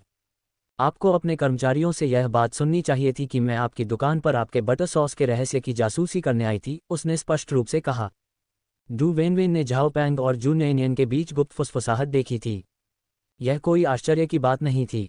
दूसरी ओर जू नैनियन को उम्मीद नहीं थी कि वह इतनी स्पष्टवादी होंगी और उन्होंने बस इतना ही कहा, तो क्या आपको पता चल गया है? मैंने अभी तक इसका पता नहीं लगाया है। डू वेनवेन की आंखें आत्मविश्वास से चमक उठीं, लेकिन मैंने सभी मसालों का स्वाद चखा है। आपकी दुकान का कारोबार हमेशा नहीं चलेगा। ऐसा कहकर डू वेनवेन जू नैनियन को जवाब देने का मौका दिए बिना पैसे लेकर चली गई। अगले दिन जू नैनियन एक बार फिर दुकान पर आया। दोपहर के भोजन के समय सड़क के उस पार स्थित रेस्तरां में अचानक पटाखे फूटने लगे। उस समय काउंटी में पटाखों पर कोई प्रतिबंध नहीं था। अचानक हुए विस्फोट से जू नैनियन चौंक गईं, लेकिन उन्होंने इस पर ज्यादा ध्यान नहीं दिया, क्योंकि उन्हें लगा कि यह किसी के लिए भव्य उद्घाटन होगा। दोपहर के भोजन के समय के लगभग 10 मिनट बाद केवल कुछ ही ग्राहक आए। जू नैनियन को आश्चर्य हुआ और उसे अंदाजा हो गया कि क्या हो रहा है। दरअसल झाओ पांग ने दुकान में कुछ ग्राहकों से पूछताछ की थी। ग्राहकों ने सीधे तौर पर जू नैनियन को बताया कि सड़क के उस पार स्थित रेस्तरां ने अपना नाम बदलकर बटर नूडल हाउस रख लिया है। वे बटर नूडल्स भी बेच रहे थे और माना जा रहा था कि वे आज पुनः खुल रहे हैं तथा उन्हें मात्र 30 सेंट प्रति कटोरी की दर से बेच रहे हैं। आसपास की फैक्ट्रियों के सभी मजदूर वहां दौड़ पड़े थे। जू नेनियन द्वारा अपनी दुकान खोलने से पहले सामने वाले रेस्तरां का व्यवसाय हमेशा सबसे अच्छा रहा था। इससे ये संकेत मिलता है कि उनका भोजन निश्चित रूप से स्वादिष्ट था, और अब अचानक नेनियन की दुकान से 2 पैसे सस्ते दामों पर बटर नूडल हाउस खुलने से यह अपरिहार्य था कि हर कोई वहां टूट पड़ेगा। दुकान में मौजूद कुछ ग्राहकों ने तो यहाँ तक कहा कि यदि वहां इतनी भीड़ न होती कि बैठने के लिए जगह न मिल पाती तो वे भी उत्साह में शामिल होने के लिए वहां चले जाते। वह रेसिपी चुराने आए हैं, और अब जब सारे ग्राहक छीन लिए गए हैं तो हम क्या करेंगे। चून की दुकान में ग्राहक कम थे, इसलिए अन्य कर्मचारियों के पास कुछ खाली समय था। यान कुइहुआ ने चिंतित होकर कहा, बेबी नियान, हमें क्या करना चाहिए। दूसरा पक्ष बेशर्म है, यहाँ तक कि हमारे बटर नूडल्स का नाम भी इस्तेमाल कर रहा है। जू नेनियन ने अपने होंठ भींच लिए, उसका रंग रूप स्पष्ट रूप से अच्छा नहीं लग रहा था। जाहिर है उसे उम्मीद नहीं थी कि दूसरा पक्ष इतना बेशर्म होगा। वे वास्तव में उसके बटर नूडल्स की प्रतिष्ठा का उपयोग कर रहे थे और उसे कम कीमत पर बेच रहे थे, जो कि व्यापार में सबसे शर्मनाक कार्यों में से एक है। यह अनुचित प्रतिस्पर्धा का मामला था। जू सिसी भी चिंतित हो रही थी। बहन नेनियन, हम क्या कर सकते हैं। वे स्पष्ट रूप से हमें धमका रहे हैं। भले ही वे खुलेआम उसे धमका रहे थे, लेकिन शू नेनियन के पास उनसे निपटने का कोई रास्ता नहीं था। चून की कोई पेटेंट अधिकार नहीं थे, इसलिए जू नेनियन को याद आया कि पेटेंट कानून की घोषणा 1984 में ही की गई थी। उन्होंने न केवल सीधे तौर पर उसका नाम चुरा लिया, बल्कि अपनी कीमतें भी कम कर दीं। कल महिला को अपने बारे में पूरा यकीन था, और शू नेनियन को यह स्पष्ट था कि बटर सॉस में अधिकांश मसालों के बारे में उसने पहले ही पता लगा लिया था। उनके आत्मविश्वास से पता चलता था कि उनमें खाना पकाने की कुछ कुशलता है। बटर सॉस को दूसरे स्थान से प्राप्त रेसिपी के अनुसार बनाया गया था, यहाँ तक कि धारा की सहायता के बिना भी, अगर उनकी पाककला कौशल उच्च थी, यहाँ तक कि उसके बराबर भी। फिर उन्होंने जो बटर सॉस बनाया, भले ही वह उनके जितना अच्छा न हो, लेकिन शायद वह भी बहुत पीछे नहीं होगा। बेशक, यह मानते हुए कि उनकी पाककला कौशल उसके बराबर थी। आपको पता होना चाहिए कि एक ही सामग्री और समान चरणों के साथ भी अलग अलग लोगों द्वारा बनाए गए भोजन का स्वाद अलग अलग हो सकता है। यदि उनकी पाककला कौशल वास्तव में उनकी तुलना में थी, यहाँ तक कि धारा की मदद के बिना भी, और स्वाद उनके बटर नूडल्स की बराबरी नहीं कर सकता था, लेकिन कीमत बहुत कम थी, लगभग आधी कीमत, तो यह वास्तव में उनके व्यवसाय पर महत्वपूर्ण प्रभाव डालेगा। अब सबसे महत्वपूर्ण बात यह देखना थी कि प्रतियोगिता में बनाए गए बटर नूडल्स का स्वाद वास्तव में कैसा था। जू नेनियन झाओपांग को सड़क के उस पार स्थित रेस्तरां से बटर नूडल्स लाने के लिए कहने के बारे में सोच रहे थे, तभी एक परिचित ग्राहक दुकान में आया। जू शिन्यू हाथ में एक बैग लेकर अंदर आए। उसके पीछे उसका नौकर जू होंग शियू भी था। जू शिन्यू गर्व से अंदर आए और चेहरे पर गर्व के भाव के साथ बैग को जू नेनियन को सौंप दिया। जू नेनियन, कोई अपराध नहीं, लेकिन क्या तुम मूर्ख हो। दूसरे लोग आपकी गुप्त रेसिपी चुरा रहे हैं और आप मूर्ख की तरह यहाँ खड़े हैं। यह उनका बटर नूडल्स है, इसे आजमा कर देखिए। उन लोगों को इसका कोई अंदाज़ा नहीं है। इसका स्वाद उतना अच्छा नहीं है जितना आप बनाते हैं। अरे नहीं, गलत, इसका स्वाद आपके से कहीं ज़्यादा अच्छा है। प्रेम में प्रतिद्वंद्वी होने के नाते जू शिन्यू इस बात को स्वीकार करने पर अड़ी हुई थी कि जू नेनियन अच्छा खाना बनाती है, भले ही वह जू होंशियू को हर दूसरे दिन खाने के लिए कुछ खरीदने के लिए कहती थी, लेकिन वह इसे स्वीकार नहीं करती। झाओपांग ने जू शिन्यू को नियमित रूप से पहचान लिया, जो हमेशा दुकान के बगल वाली गली में खाने के लिए चुपके से आता था और हठपूर्वक रेस्तरां में प्रवेश करने से इनकार कर देता था। आह, आप तो, जू शिन्यू ने घूर कर कहा, मोटे आदमी, तुम क्या देख रहे हो। क्या आपने पहले कभी कोई सुंदरता नहीं देखी। झाओपांग। सब लोग। जू शिन्यू के घमंडी व्यवहार से जू नेनियन ने अप्रत्याशित रूप से दयालुता का एक निशान देखा। चूंकि यह सद्भावना का संकेत था, इसलिए उसने जू शिन्यू द्वारा उसे सुअर कहे जाने पर कोई आपत्ति नहीं जताई। उससे बैग लेते हुए जू नेनियन ने किनारे पर खड़े झाओपांग से कहा, जाओ, मेरे लिए एक कटोरा ले आओ। झाओपांग जल्दी से कटोरा लेने के लिए दौड़ा और जू शिन्यू जल्दी से चला गया। उसे उत्सुकता से जाते देख जू नेनियन ने धीरे से मुस्कुराते हुए कहा, जू शिन्यू, धन्यवाद। जू शिन्यू अकड़ गया, पलटा और घमंडी तिरस्कार के साथ चिल्लाया, मुझे धन्यवाद मत दो, मैंने तुम्हारी मदद नहीं की। उस घमंडी छोटे से चेहरे पर उसकी सामान्य विनम्रता वाली छवि का कोई दिखावा नहीं था। जू शिन्यू चला गया और दुकान में बचे हुए कुछ ग्राहक भी उसके पीछे चले गए। जू नेनियन ने जू शिन्यू द्वारा लाए गए बटर नूडल्स को कटोरे में रखा और मेज पर बैठे सभी लोग उसे देखने के लिए इकट्ठा हो गए। तभी 2 और ग्राहक आए। 2 महिलाएं अंदर आईं और तुरंत बटर नूडल्स मांगने लगीं। जू नेनियन चेन शियाओरू को खाना बनाना शुरू करने वाली थी, तभी उन्होंने मुख्य महिला को ये कहते सुना, बॉस, सड़क के उस पार वाली जगह पर भी बटर नूडल्स बिक रहे हैं। इसकी गंध बिल्कुल आपकी जैसी है, लेकिन वे इसे मात्र 30 सेंट में बेच रहे हैं। क्या आप हमें छूट दे सकते हैं। जू नैनियन के चेहरे पर मुस्कान बनी रही, लेकिन उसकी आंखों में खुशी नहीं थी। यान कुइहुआ ने अपनी आस्तीनें चढ़ा लीं और गालियां देने के लिए तैयार हो गई, लेकिन शू नैनियन ने उसे रोक लिया, जिसने शांत भाव से बोलने वाली महिला की ओर देखा। क्षमा करें, हमारे बटर सॉस नूडल्स की कीमत स्पष्ट रूप से 50 सेंट प्रति कटोरा है। चाहे अन्य लोग कितना भी शुल्क लें, हमारी कीमत नहीं बदलेगी। यदि आप दोनों आगे बढ़ना चाहते हैं तो मैं अपने कर्मचारियों से आपके लिए खाना बनवा दूंगा। यदि आप कुछ सस्ता चाहते हैं तो कृपया सड़क के उस पार चले जाएं। महिला का चेहरा तुरंत ही खराब हो गया और उसके साथ आई एक अन्य महिला भी मुड़कर चली गई। चलते हुए वे बोलते रहे, चलो चलें, चलो चलें। वैसे भी इस जगह की परवाह किसे है। यदि एल्डर डू का घर इतना व्यस्त न होता और वहाँ सीटें न होती तो मैं यहाँ नहीं आता। उन्हें जो सम्मान दिया गया है उसके प्रति कृतघ्न हैं। बोलने वाले व्यक्ति ने जानबूझकर अपनी आवाज़ ऊंची कर दी, मानो उसे चिंता हो कि जू नैनियन सुन नहीं लेगा। जू नैनियन ने अभी कुछ कहा भी नहीं था कि यान कुइहुआ और जू जिकियांग चिल्लाए, आप किसे कृतघ्न कह रहे हैं। महिला चिल्लाने की आवाज़ सुनकर चौंक गई और जब उसे एहसास हुआ कि क्या हुआ है तो वह पीछे मुड़ी और यान कुइहुआ पर भड़क उठी, क्या मैं ये कह रही हूँ कि आपका परिवार बेशर्म है। वही उत्पाद कहीं और 30 सेंट में बेचा जाता है, लेकिन आपका परिवार 50 सेंट लेता है। उफ, निर्दयी, कह रहा है कि आपके परिवार को कोई शर्म नहीं है। अपने अपमान के बाद महिला आत्मसंतुष्ट दिख रही थी, जबकि यान कुइहुआ लड़ने के लिए आगे बढ़ना चाहता था। जू नैनियन ने उसे मजबूती से पकड़ लिया और खड़े होकर उस महिला की ओर चल पड़े। महिला जू नैनियन से डरती नहीं थी, क्योंकि उसे लगता था कि उसे धमकाना आसान है। तुम क्या चाहते हो? उसने गुस्से से पूछा। कुछ नहीं, बस तुमसे कह रहा हूं कि तुम मेरे परिवार की दुकान से बाहर निकल जाओ। अगर तुम खाना नहीं खाओगे तो वापस मत आना। हम भी आपका स्वागत नहीं करेंगे। जू नैनियन एक एक कदम आगे बढ़ी और महिला ने उसके ठंडे चेहरे को देखकर अवचेतन रूप से एक कदम पीछे हटकर दुकान के दरवाजे से बाहर निकल गई। जू नैनियन ने हाथ बढ़ाया, दरवाजा खींचा और जोर से उसे महिला के चेहरे पर बंद कर दिया, मानो इसे महिला के चेहरे पर पटक दिया गया हो। महिला का चेहरा बहुत ही भद्दा हो गया और उसने दरवाजा धक्का देकर खोल दिया और गाली देने लगी। जू नैनियन ने अनुमान लगाया था कि महिला हार नहीं मानेगी, और जैसे ही उसने दरवाजा बंद किया, उसने मेज से बटर सॉस नूडल्स का एक कटोरा उठाया और उसके पास पहुंची। जैसे ही महिला ने दरवाजा खोला, जू नैनियन कटोरा लेकर वहां खड़ा था, उसे ऊपर उठाए हुए, मानो वह उसे महिला के चेहरे पर छिड़कना चाहता हो। एक बार और गाली देने की कोशिश करो। जू नैनियन की अभिव्यक्ति बहुत शांत थी, उसमें क्रोध का कोई संकेत नहीं था। हालांकि ये वास्तव में ऐसी शांति के कारण था कि महिला भयभीत थी। उन्होंने आगे कहा, मेरे यहाँ हर चीज़ की कीमत स्पष्ट रूप से तय होती है। मैं किसी भी समय मैत्रीपूर्ण ग्राहकों का स्वागत करता हूँ। जो लोग खाना नहीं खाते और फिर भी गाली देते हैं, वे जितना संभव हो सके उतनी दूर लुढ़क सकते हैं।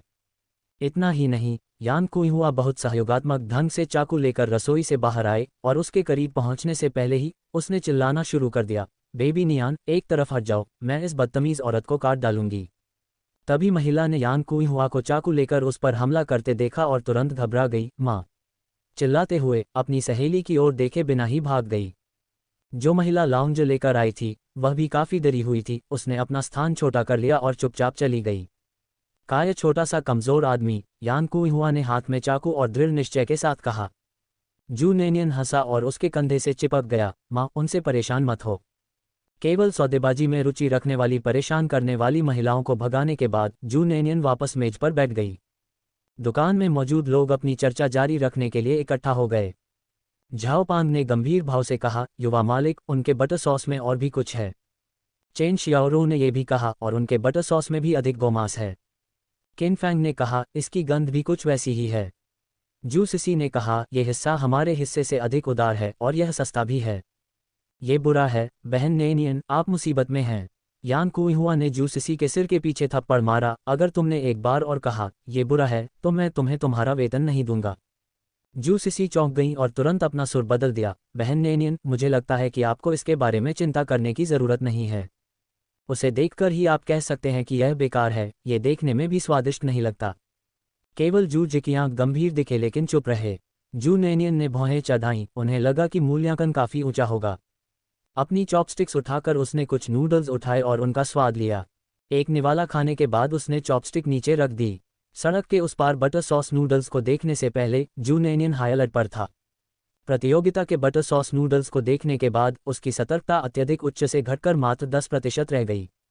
इसे चखने के बाद वह मात्र 10% सावधानी गायब हो गई तथा उसके स्थान पर उसके मन में एक योजना बन गई। ईमानदारी से कहें तो बिना किसी तुलना के जूनेनियन स्वीकार करेंगी कि उनका बटर सॉस बुरा नहीं था और अपनी स्वाद परख को देखते हुए वे इसे 10 में से 9 अंक भी दे सकती हैं। हालांकि एक दूसरे से तुलना करने पर सब कुछ फीका पड़ जाता है और तुलना के बिना कोई नुकसान नहीं है, ये केवल मनोरंजन के लिए नहीं है। इसके अलावा उसे खाड़ी के पानी का आशीर्वाद भी प्राप्त था। अपने परिवार के बटर नूडल्स की तुलना करते हुए उनका मानना था कि जो कोई भी उन्हें चखेगा वह उनके परिवार के नूडल्स को ही चुनेगा। फिर भी जूनेनियन को यह स्वीकार करना पड़ा कि दूसरे पक्ष में वास्तव में खाना पकाने की प्रतिभा थी।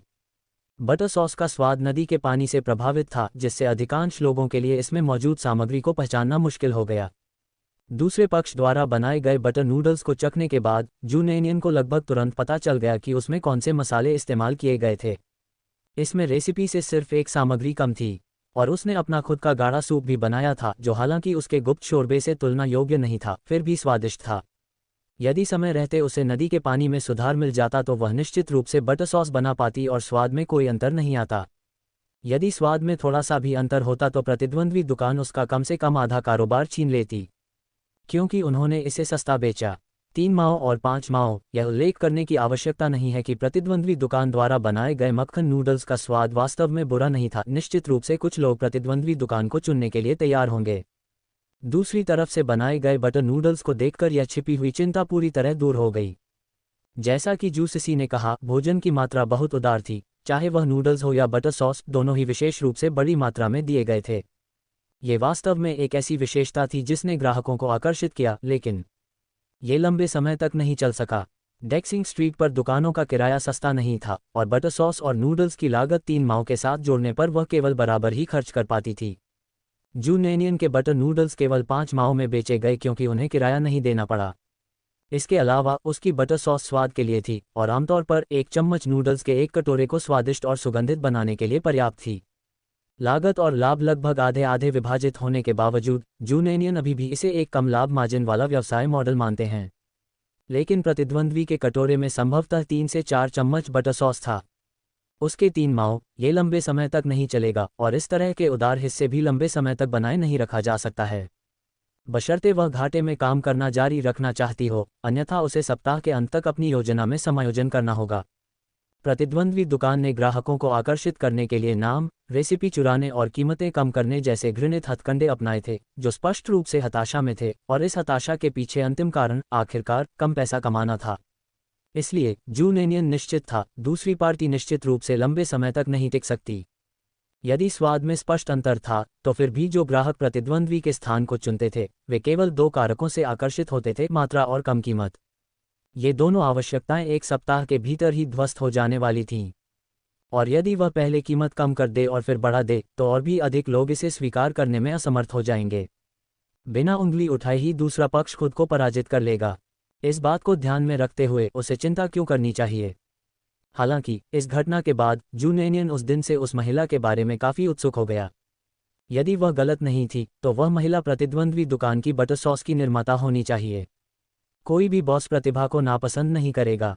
जूनेनियन ने उसमें रुचि ली। यहाँ पर चूंकि शूनेनियन के विचार तेजी से घूम रहे थे क्योंकि वह कुछ नहीं बोल रही थी, लोगों का एक समूह उसे विशेष रूप से तनावपूर्ण माहौल में घूर रहा था। झाओपांग ने सावधानी से पूछा, छोटे मालिक, क्या ये हमारे से बेहतर है? बाकी लोगों ने भी जूनेनियन की ओर उत्सुकता से देखा, यहाँ तक कि यांग कुइहुआ ने भी चिंतित होकर पूछा, इसका स्वाद कैसा है? उनकी चिंताओं को जानते हुए जूनेनियन ने अपने होंठ भींचे और मुस्कुराते हुए कहा, आप सभी इसे आजमाएं। जैसे ही उसके शब्द निकले, लोगों की एक पंक्ति ने अपनी चॉपस्टिक्स बाहर निकाल लीं। 1 सेकंड से भी कम समय में झाओपांग सबसे पहले बोले, यह क्या है? यह आपके द्वारा बनाई गई चीज़ के बिल्कुल भी बराबर नहीं है, छोटे मालिक। जूसिसी ने भी कहा, बिल्कुल, ये बहुत दूर की बात है। हालांकि चेन शियाओरो ने कहा, हालांकि स्वाद की तुलना नेनियन से नहीं की जा सकती, लेकिन यह वास्तव में बुरा नहीं है और प्रतिद्वंद्वी दुकान इसे हमारी तुलना में 2 माओ सस्ता बेचती है। एक बार जब चेन शियाओरो ने बात की तो सभी के शांत हुए दिल फिर से तनावग्रस्त हो गए। जूनेनियन रहस्यमय ढंग से मुस्कुराए, चिंता मत करो, उन्हें गड़बड़ करने में ज़्यादा समय नहीं लगेगा और प्रतिभाओं की भर्ती के लिए मैंने उनके साथ खेलने का फैसला किया है।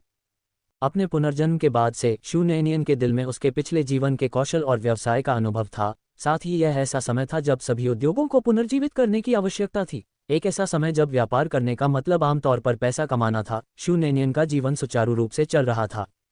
इतना अधिक कि वह सुरक्षा के समय खतरे के लिए तैयार रहना भूल गई थी और प्रतिस्पर्धा करने की उसकी इच्छा समाप्त हो गई थी। प्रतिद्वंद्वी के इस कदम ने न केवल उसे प्रतिभाओं की भर्ती के बारे में सोचने पर मजबूर किया, बल्कि उसे एक नई योजना भी दी। दूसरे पक्ष को धन्यवाद देने के लिए जू नेनियन ने झाओ पैंग से कहा, पैंग भाई, बाद में जाकर एक लाल पैकेट खरीद लेना। झाओ पांग ने सहजता से पूछा, आपको लाल पैकेट की क्या जरूरत है? बाकी लोग भी उत्सुक थे और जू नेनियन की ओर देखने लगे। जू नेनियन ने मुस्कुराते हुए कहा, अपने प्रतिद्वंद्वियों को उपहार के साथ बधाई भेजने के लिए। बेबी नियान, क्या तुम पागल हो गई हो? यान कुइहुआ ने कहा, आप अभी भी उसके परिवार को उपहार क्यों भेज रहे हैं? जू जिकियांग और अन्य लोगों ने भी सोचा कि जू नेनियन मूर्ख बन गया है, लेकिन उन्होंने यान कुइहुआ की तरह बोलने की हिम्मत नहीं की। जू नेनियन मुस्कुराया, माँ चिंता मत करो, मुझे पता है कि मैं क्या कर रहा हूँ। ये सुनने के बाद यान कुइहुआ ने इस मुद्दे पर आगे कोई बात नहीं की।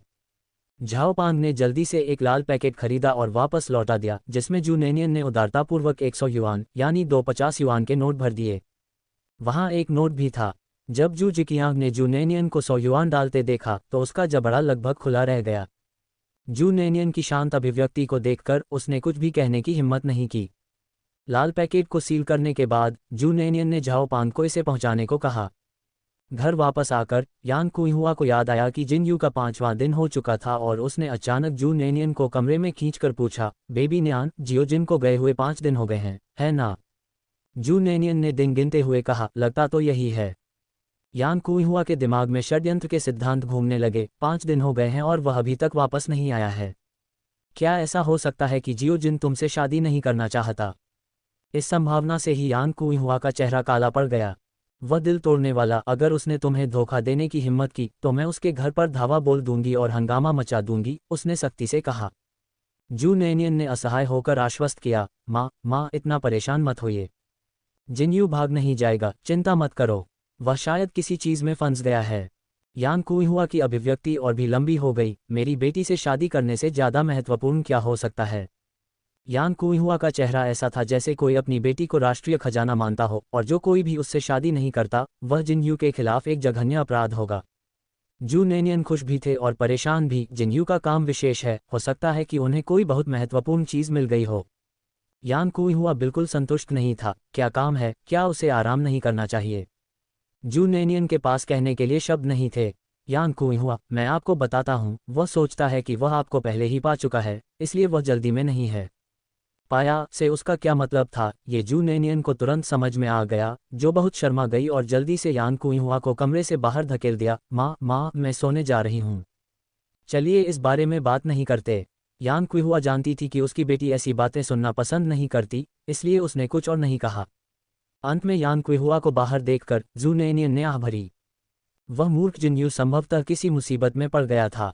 यद्यपि वह उसे लंबे समय से नहीं जानती थी, लेकिन जू नेनियन अच्छी तरह जानती थी कि जिनयू किस तरह का व्यक्ति था। जिम्मेदार होना, यही जिनयू का सबसे बड़ा गुण था। चूंकि उसने 5 दिनों के भीतर विवाह प्रमाण पत्र लेने के लिए वापस आने का वादा किया था, इसलिए यदि कोई अत्यंत आवश्यक कार्य न होता तो वह निश्चित रूप से वापस आता। जू नेनियन को अचानक जिनयू के बारे में बहुत चिंता होने लगी। क्या उसे सचमुच किसी कठिन परिस्थिति का सामना करना पड़ा था? जू नेनियन का अनुमान सही था। जिनयू वास्तव में मुसीबत में पड़ गया था। जैसे ही वह शाखा कार्यालय की ओर वापस जा रहा था, उसने दूर के रास्ते से लोगों के एक समूह को जल्दी जल्दी जंगल की ओर भागते हुए देखा। उनमें से एक वह व्यक्ति था जो जिनरुयांग के चंगुल से बच निकला था। वह व्यक्ति दामो गांव में अपनी पहचान छिपा रहा था। जिनयू बिना किसी हिचकिचाहट के तुरंत कार से बाहर निकला और उनके पीछे चला गया। अप्रत्याशित रूप से उन्होंने स्वयं को बंदूकधारी भाड़े के सैनिकों के एक समूह के सामने पाया। वह जानता था कि वे भाड़े के सैनिक थे, क्योंकि उसने उनमें से एक को पहचान लिया था, क्योंकि पिछले मिशन के दौरान उसकी उससे मुठभेड़ हुई थी। यह एक भाड़े का सैनिक था जो महत्वपूर्ण व्यक्तियों को अल्पकालिक अंगरक्षक सेवाएं प्रदान करने के लिए जाना जाता था। उनके अलावा उनके जैसे छद्मवेश में 10 से अधिक अन्य अंगरक्षक भी मौजूद थे। सभी गार्ड काले सूट पहने एक आदमी को घेरे हुए थे। जिनयू को संदेह था कि वह आदमी डेल्टा का बड़ा ड्रग माफिया हो सकता है। इससे पहले कि वह कुछ सुन पाता, उसकी उपस्थिति उजागर हो गई। उसकी क्षमताओं को देखते हुए स्वाभाविक रूप से ऐसा कोई तरीका नहीं था जिससे उसे इतनी आसानी से उजागर किया जा सके। यह एक खरगोश ही था जिसके कारण उसे ये सब झेलना पड़ा। क्योंकि वह छिपने के लिए जमीन पर निश्चल लेटा हुआ था, एक खरगोश उसके सिर पर कूद पड़ा, जिससे सबका ध्यान उसकी ओर आकर्षित हुआ। कुछ भाड़े के सैनिकों ने उसे तुरंत खोज लिया। भाड़े के सैनिक सशस्त्र थे, जबकि जिन्यू सशस्त्र नहीं था, और उन्होंने नजदीक आने की भी जहमत नहीं उठाई, केवल दूर से ही गोलियों की बौछार कर दी। 1 दर्जन से अधिक बंदूकों से उस पर गोलीबारी हो रही थी। ये सौभाग्य की बात थी कि वहां पेड़ और झाड़ियां थीं, अन्यथा जिन्यू की चपलता के बावजूद वह गोलियों से छलनी हो जाता। जैसे ही वह जल्दी से भागने लगा, 3 भाड़े के सैनिक उसके पीछे चले गए, जिन सभी का जिन्यू ने ध्यान रखा। लेकिन जब वह आखिरी सैनिक से निपट रहा था, तो एक अन्य भाड़े के सैनिक ने उसे पीछे से गोली मार दी। युद्ध के लिए तैयार भाड़े के सैनिकों के एक समूह के साथ, जो सभी सशस्त्र थे और उस पर गोलीबारी कर रहे थे, जिन्यू ने रुकने की हिम्मत नहीं की और जंगल से अजीब तरह से भाग गया। सौभाग्य से उसकी मुलाकात ये शाओटिंग और कुछ भाइयों से हुई, जो प्रशिक्षण शिविर से बाहर आए थे और उसकी कार को बाहर खड़ी देखकर उसके पीछे चले आए थे। उसका पीछा कर रहे भाड़े के सैनिक अतिरिक्त सैनिकों को देखकर जंगल में वापस चले गए और अपने आदमी के साथ तुरंत वहां से चले गए। जब वह जागा तो उस दिन तक केवल 2 दिन ही बचे थे, जब उसने वापस आकर शू नेनियन के साथ विवाह पंजीकृत कराने का वादा किया था। इस चोट ने वरिष्ठ नेतृत्व को चिंतित कर दिया था और एक उच्च पदस्थ नेता की निगरानी में जिन्यू वहां से नहीं जा सका। नेता 3 दिन तक रुके, जो कि शू नेनियन से किए गए वादे से पहले ही बीत चुका था। जैसे ही नेता चले गए, जिन्यू अपनी चोटों के दर्द के बावजूद चिंतित था और वापस लौटने की जल्दी में था, लेकिन ये शाओटिंग ने उसे बलपूर्वक रोक दिया। उसने जिन्यू के कंधे पर हाथ रखा। जिन्यू, क्या तुम पागल हो गए हो? क्या आपको पता है कि आपकी चोटें कितनी गंभीर हैं? क्या अब भी आप सोचते हैं कि आप आयरन मैन हैं? तुम अभी तक अपनी पिछली छिपी हुई बीमारी से उबर नहीं पाए हो और अब तुम फिर से पागलपन की हरकतें कर रहे हो। एक तरफ हट जाओ, जिन्यू ने ठंडे स्वर में कहा। ये शाओटिंग, जिसका उसके साथ अच्छा रिश्ता था और वह उससे डरती नहीं थी, खासकर जब से जिन्यू इस समय एक कागजी शेर की तरह था। आप क्या कर रहे हो? बस आराम करो और ठीक हो जाओ, ये शाओटिंग ने बेरुखी से कहा। उसके द्वारा धकेले जाने पर जिन्यू ने अपने घाव को खींचा और अपनी भौहों को गहरा सिकोड़ते हुए बिस्तर पर असहाय होकर लेट गया। ठीक है, मैं नहीं जाऊंगा, लेकिन क्या आप मुझे नेनियन को ये बताने में मदद कर सकते हैं कि मैं महत्वपूर्ण मामलों में उलझा हुआ हूं और जब यह निपट जाएगा तो मैं उसके पास जाऊंगा। ये सुनकर ये शाओटिंग आश्चर्य से हंस पड़ा। उसे एहसास हुआ कि यह सब जू नेनियन के लिए था। उसने जिन्यू की छाती पर बंधी पट्टी पर हाथ फेरा। क्या तुम्हें वह नापसंद नहीं थी? तुम्हें इतनी चिंता क्यों है? जिन्यू खुद को उसे लात मारने से नहीं रोक सका। अगर मैंने तुम्हें जाने के लिए कहा है तो बस जाओ। तुम इतना क्यों बोल रहे हो? ये शाओटिंग ने जल्दी से टालते हुए कहा। ठीक है, मैं चलता हूँ, लेकिन मैं सचमुच जानना चाहता हूँ कि आप वापस जाने की इतनी जल्दी में क्यों हैं?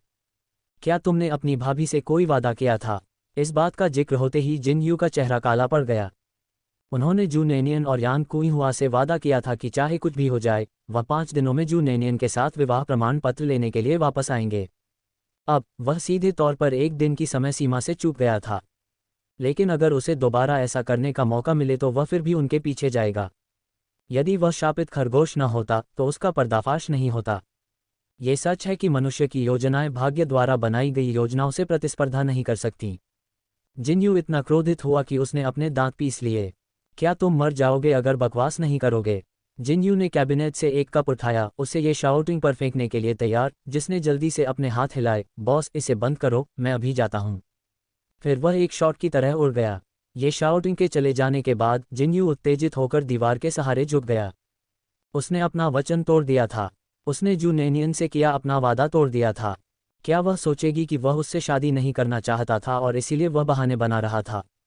जाने से पहले किए गए उसके गंभीर वादे और उसके शब्दों "मुझे विश्वास है" के बारे में सोचकर जिन्यू और भी अधिक उत्तेजित हो गया।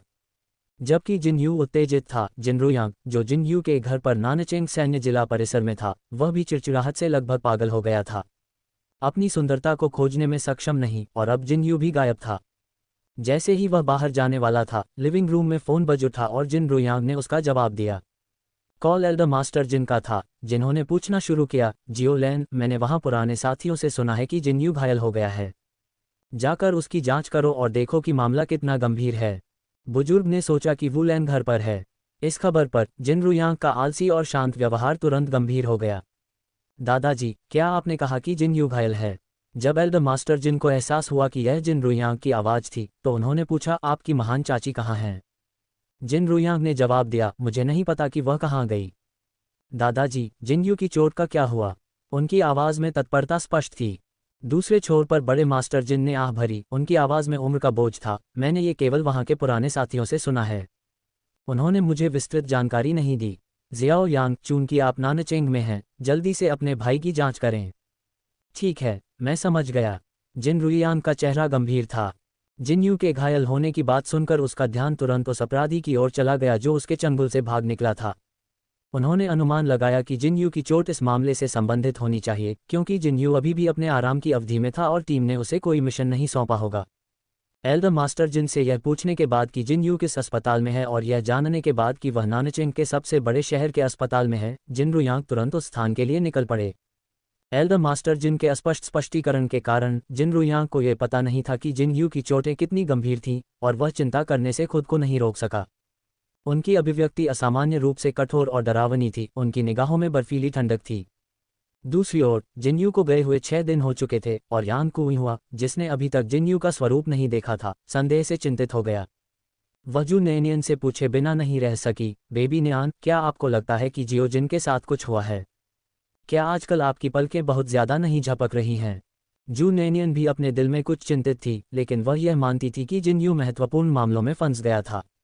यान कुइहुआ को और अधिक चिंता से बचाने के लिए जू नेनियन ने उसे दिलासा दिया, माँ चिंता मत करो। कौन जानता है, जिनयू बाद में आ सकता है। जैसे ही ये शब्द निकले, आंगन से जियाओहेई के उत्साह से आओ आओ आओ चिल्लाने की आवाज़ सुनाई देने लगी। जियाओहेई को हर किसी पर आओ आओ भौंकना पसंद था, लेकिन जिनयू और जू जिकियांग पर इतने स्नेह से भौंकने के अलावा वह बाकी सभी के प्रति एक दूधिया भयंकर भौंकना पसंद करता था। जू नेनियन ने सोचा कि यह जिनयू था जो वापस आ गया था। उत्साहित होकर वह बाहर भागी, उसके पीछे यान कुइहुआ भी था। जैसे ही वह यार्ड में दौड़ी और लड़ाकू वर्दी पहने आदमी को देखा, जू नेनियन की आवाज़ कुछ हल्की हो गई, जिनयू। जिनयू ने मुड़कर पुकारा, छोटी भाभी, यह मैं हूँ। ये शाउटिंग ने काफ़ी गंभीर भाव के साथ जियाओहेई कुत्ते को पकड़ लिया।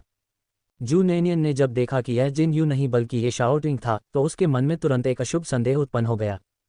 क्या जिनयू को कुछ हुआ है? उसने तत्काल पूछा। उसे यह एहसास नहीं था कि उसका स्वर कितना हताश था।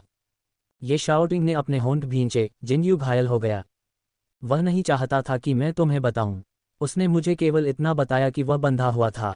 ये शाउटिंग ने जिनयू के झूठ बोलने के अनुरोध का पालन नहीं किया, क्योंकि वह बता सकता था कि जिनयू ने संभवतः जू नेनियन से कुछ वादा किया था, इसलिए वापस लौटने की जल्दी थी। जिनयू जू नेनियन को सच्चाई नहीं बताना चाहता था, शायद इसलिए कि उसे डर था कि वह चिंतित हो जाएगी। लेकिन ये शाउटिंग डरे नहीं, आखिरकार उनके पास कोई कोमलता नहीं थी। इसके अलावा चिंता करना हमेशा गलतफहमी से बेहतर है। इसीलिए उसने निर्णायक रूप से जिनयू को धोखा दिया और उसे इस बात पर बहुत गर्व था, उसे किसी भी प्रकार का कोई पछतावा नहीं था। जैसे ही जू नेनियन ने सुना कि जिनयू घायल हो गया है, उसका शरीर अनायास ही लड़खड़ा गया, उसका दिल बैठ गया और उसने शांत रहने की कोशिश की, चोट कितनी गंभीर है। जिनयू ये शाउटिंग को ये कहकर धोखा दे सकती थी कि वह व्यस्त है, जिसका मतलब था कि वह कम से कम जीवन धमकी वाली स्थिति में नहीं थी। जू नेनियन का मन थोड़ा शांत हुआ। हालांकि अगले ही पल ये शाउटिंग ने कहा, यह गंभीर है। उन्हें पीठ में गोली मारी गई, गोली उनके दिल के पास से गुजरी और होश में आने से पहले वे 3 दिन तक बेहोश रहे। गोली के घाव। शू नेनियन, जो अपने दोनों जीवन कालों में कभी भी ऐसी चीज़ों से प्रभावित नहीं हुई थी, ने अपने दिल को बहुत दर्द से भरा हुआ महसूस किया। जहाँ तक यान कुइहुआ की बात है, वह शू नेनियन की ओर से लगभग रो पड़ी थी। उसे डर था कि जिनयू को गंभीर रूप से घायल देखकर उसे चिंता होगी कि उसे जीवन भर विधवा के रूप में शोक मनाना पड़ेगा, अस्पताल में जोर से रोने की हिम्मत नहीं होगी। वह कहाँ है? जू नेनियन ने सीधे पूछा। ये शाउटिंग ने कहा, मैं तुम्हें उसके पास ले चलूंगा। ठीक है, जू नेनियन ने बिना किसी हिचकिचाहट के सहमति व्यक्त की। यान कुइहुआ उसका पीछा करना चाहती थी, लेकिन जू नेनियन को चिंता थी कि वह जिनयू की गंभीर चोटों को देख लेगी और एक विधवा के भविष्य के लिए डर थी, इसलिए उसने उसे आने नहीं दिया। यान कुइहुआ निश्चित रूप से ऐसा कर सकता है। माँ, दुकान पर जाओ और उस पर नज़र रखो। मैं जाकर देखूंगा और वापस आऊंगा, जू नेनियन ने कहा। यान कुइहुआ चिंतित था और उसे डर था कि जू नेनियन अकेले जाकर जिनयू को घायल देखकर इसे अच्छी तरह से नहीं लेगा। इस बात से चिंतित कि उसे सांत्वना देने वाला कोई नहीं होगा, उसने जल्दी से कहा, दुकान पर जाओ और सीसी को साथ ले आओ। इस बार जू नेनियन ने मना नहीं किया। जू सीसी को ले जाने से कम यान कुइहुआ का मन शांत हो जाएगा। हालांकि आज सप्ताहांत नहीं था, क्योंकि आज छुट्टी थी, फिर भी जू सीसी भी मदद करने के लिए दुकान पर गई थी। ये शाउटिंग सीधे जू सीसी को लेने के लिए दुकान पर गए। ये जानते हुए कि जिन यू खतरे में नहीं है, जू नेनियन ने सिसी को अपने साथ गुप्त शोरबा का एक थमस लाने दिया। जू सिसी को पता था कि जू नेनियन के मंगेतर जिन यू घायल हो गए हैं, इसलिए उन्होंने हमेशा की तरह बात करने की हिम्मत नहीं की और चुपचाप जू नेनियन के पास ही खड़ी रहीं। अस्पताल पहुंचकर ये शाओटिंग दोनों को सीधे उस वार्ड में ले गया जहां जिन यू था। अस्पताल के शीर्ष तल पर विशेष देखभाल वार्ड। जू नेनियन ने दरवाजा खोला और सीधे अंदर चला गया। जू सिसी उसका पीछा करना चाहता था, लेकिन ये शाओटिंग ने उसे रोक लिया, जिसने फिर दरवाजा बंद कर दिया। जू सिसी ने हैरान होकर पूछा, आप क्या कर रहे हैं? शश, ये शाओटिंग ने उसे चुप रहने का इशारा किया, उन्हें थोड़ी देर के लिए अकेला रहने दो। जू सिसी को तुरंत समझ आ गया, ओह समझ गया। वार्ड में जिन यू चुपचाप लेटा हुआ था, उसकी बाह में एक ट्यूब लगी हुई थी। शायद इसलिए कि दर्द बहुत अधिक था, नींद में भी जिन यू की भौहें सिकुड़ी हुई थीं, उसका चेहरा मौत की तरह पीला पड़ गया था, उसके होंठ भी सफ़ेद हो गए थे। अत्यधिक सतर्क, जिन यू ने धीमी पदचापें सुनी और अपनी आंखें खोल लीं। उसकी तीखी, ठंडी और हत्या के इरादे से भरी निगाहें सीधे जू नेनियन पर पड़ीं, जो बेहद खतरनाक थीं और जिससे वह वहीं जम गई। ये देखकर कि आगंतुक जू नेनियन था, जिन यू की तीखी निगाहें तुरंत आश्चर्य में बदल गईं। नेनियन, जू नेनियन, जो अभी अभी उसकी पैनी निगाहों से चौंक गई थी, उसकी कमजोर आवाज़ सुनकर होश में आई। वह दौड़कर उसके बिस्तर के पास गई, उसकी छाती पर बंधी पट्टियों को देखा और धीरे से पूछा, आप कैसा महसूस कर रहे हैं? जिन यू को बैठने में कठिनाई हुई, वह अभी भी जू नेनियन के अचानक आगमन को लेकर कुछ उलझन में था। न्यानियन, तुम यहाँ क्यों हो? उसकी आवाज़ भारी और धीमी थी, यहाँ तक कि उसमें शक्तिहीनता का भी भाव था, मानो बोलने में ही उसकी सारी ताकत लग गई हो। आपने मुझसे वादा किया था कि आप हमारी शादी का पंजीकरण कराने के लिए 5 दिन में वापस आएंगे। ये छठा दिन है, और चूंकि आप मेरे लिए नहीं आए, इसलिए मेरे पास आपके लिए आने के अलावा कोई विकल्प नहीं था, उसने कहा। ये देखकर कि वह कितना कमज़ोर था, जू नेनियन इसे सहन नहीं कर सकी, उसकी आवाज़ अनजाने में कोमल और कोमल थी।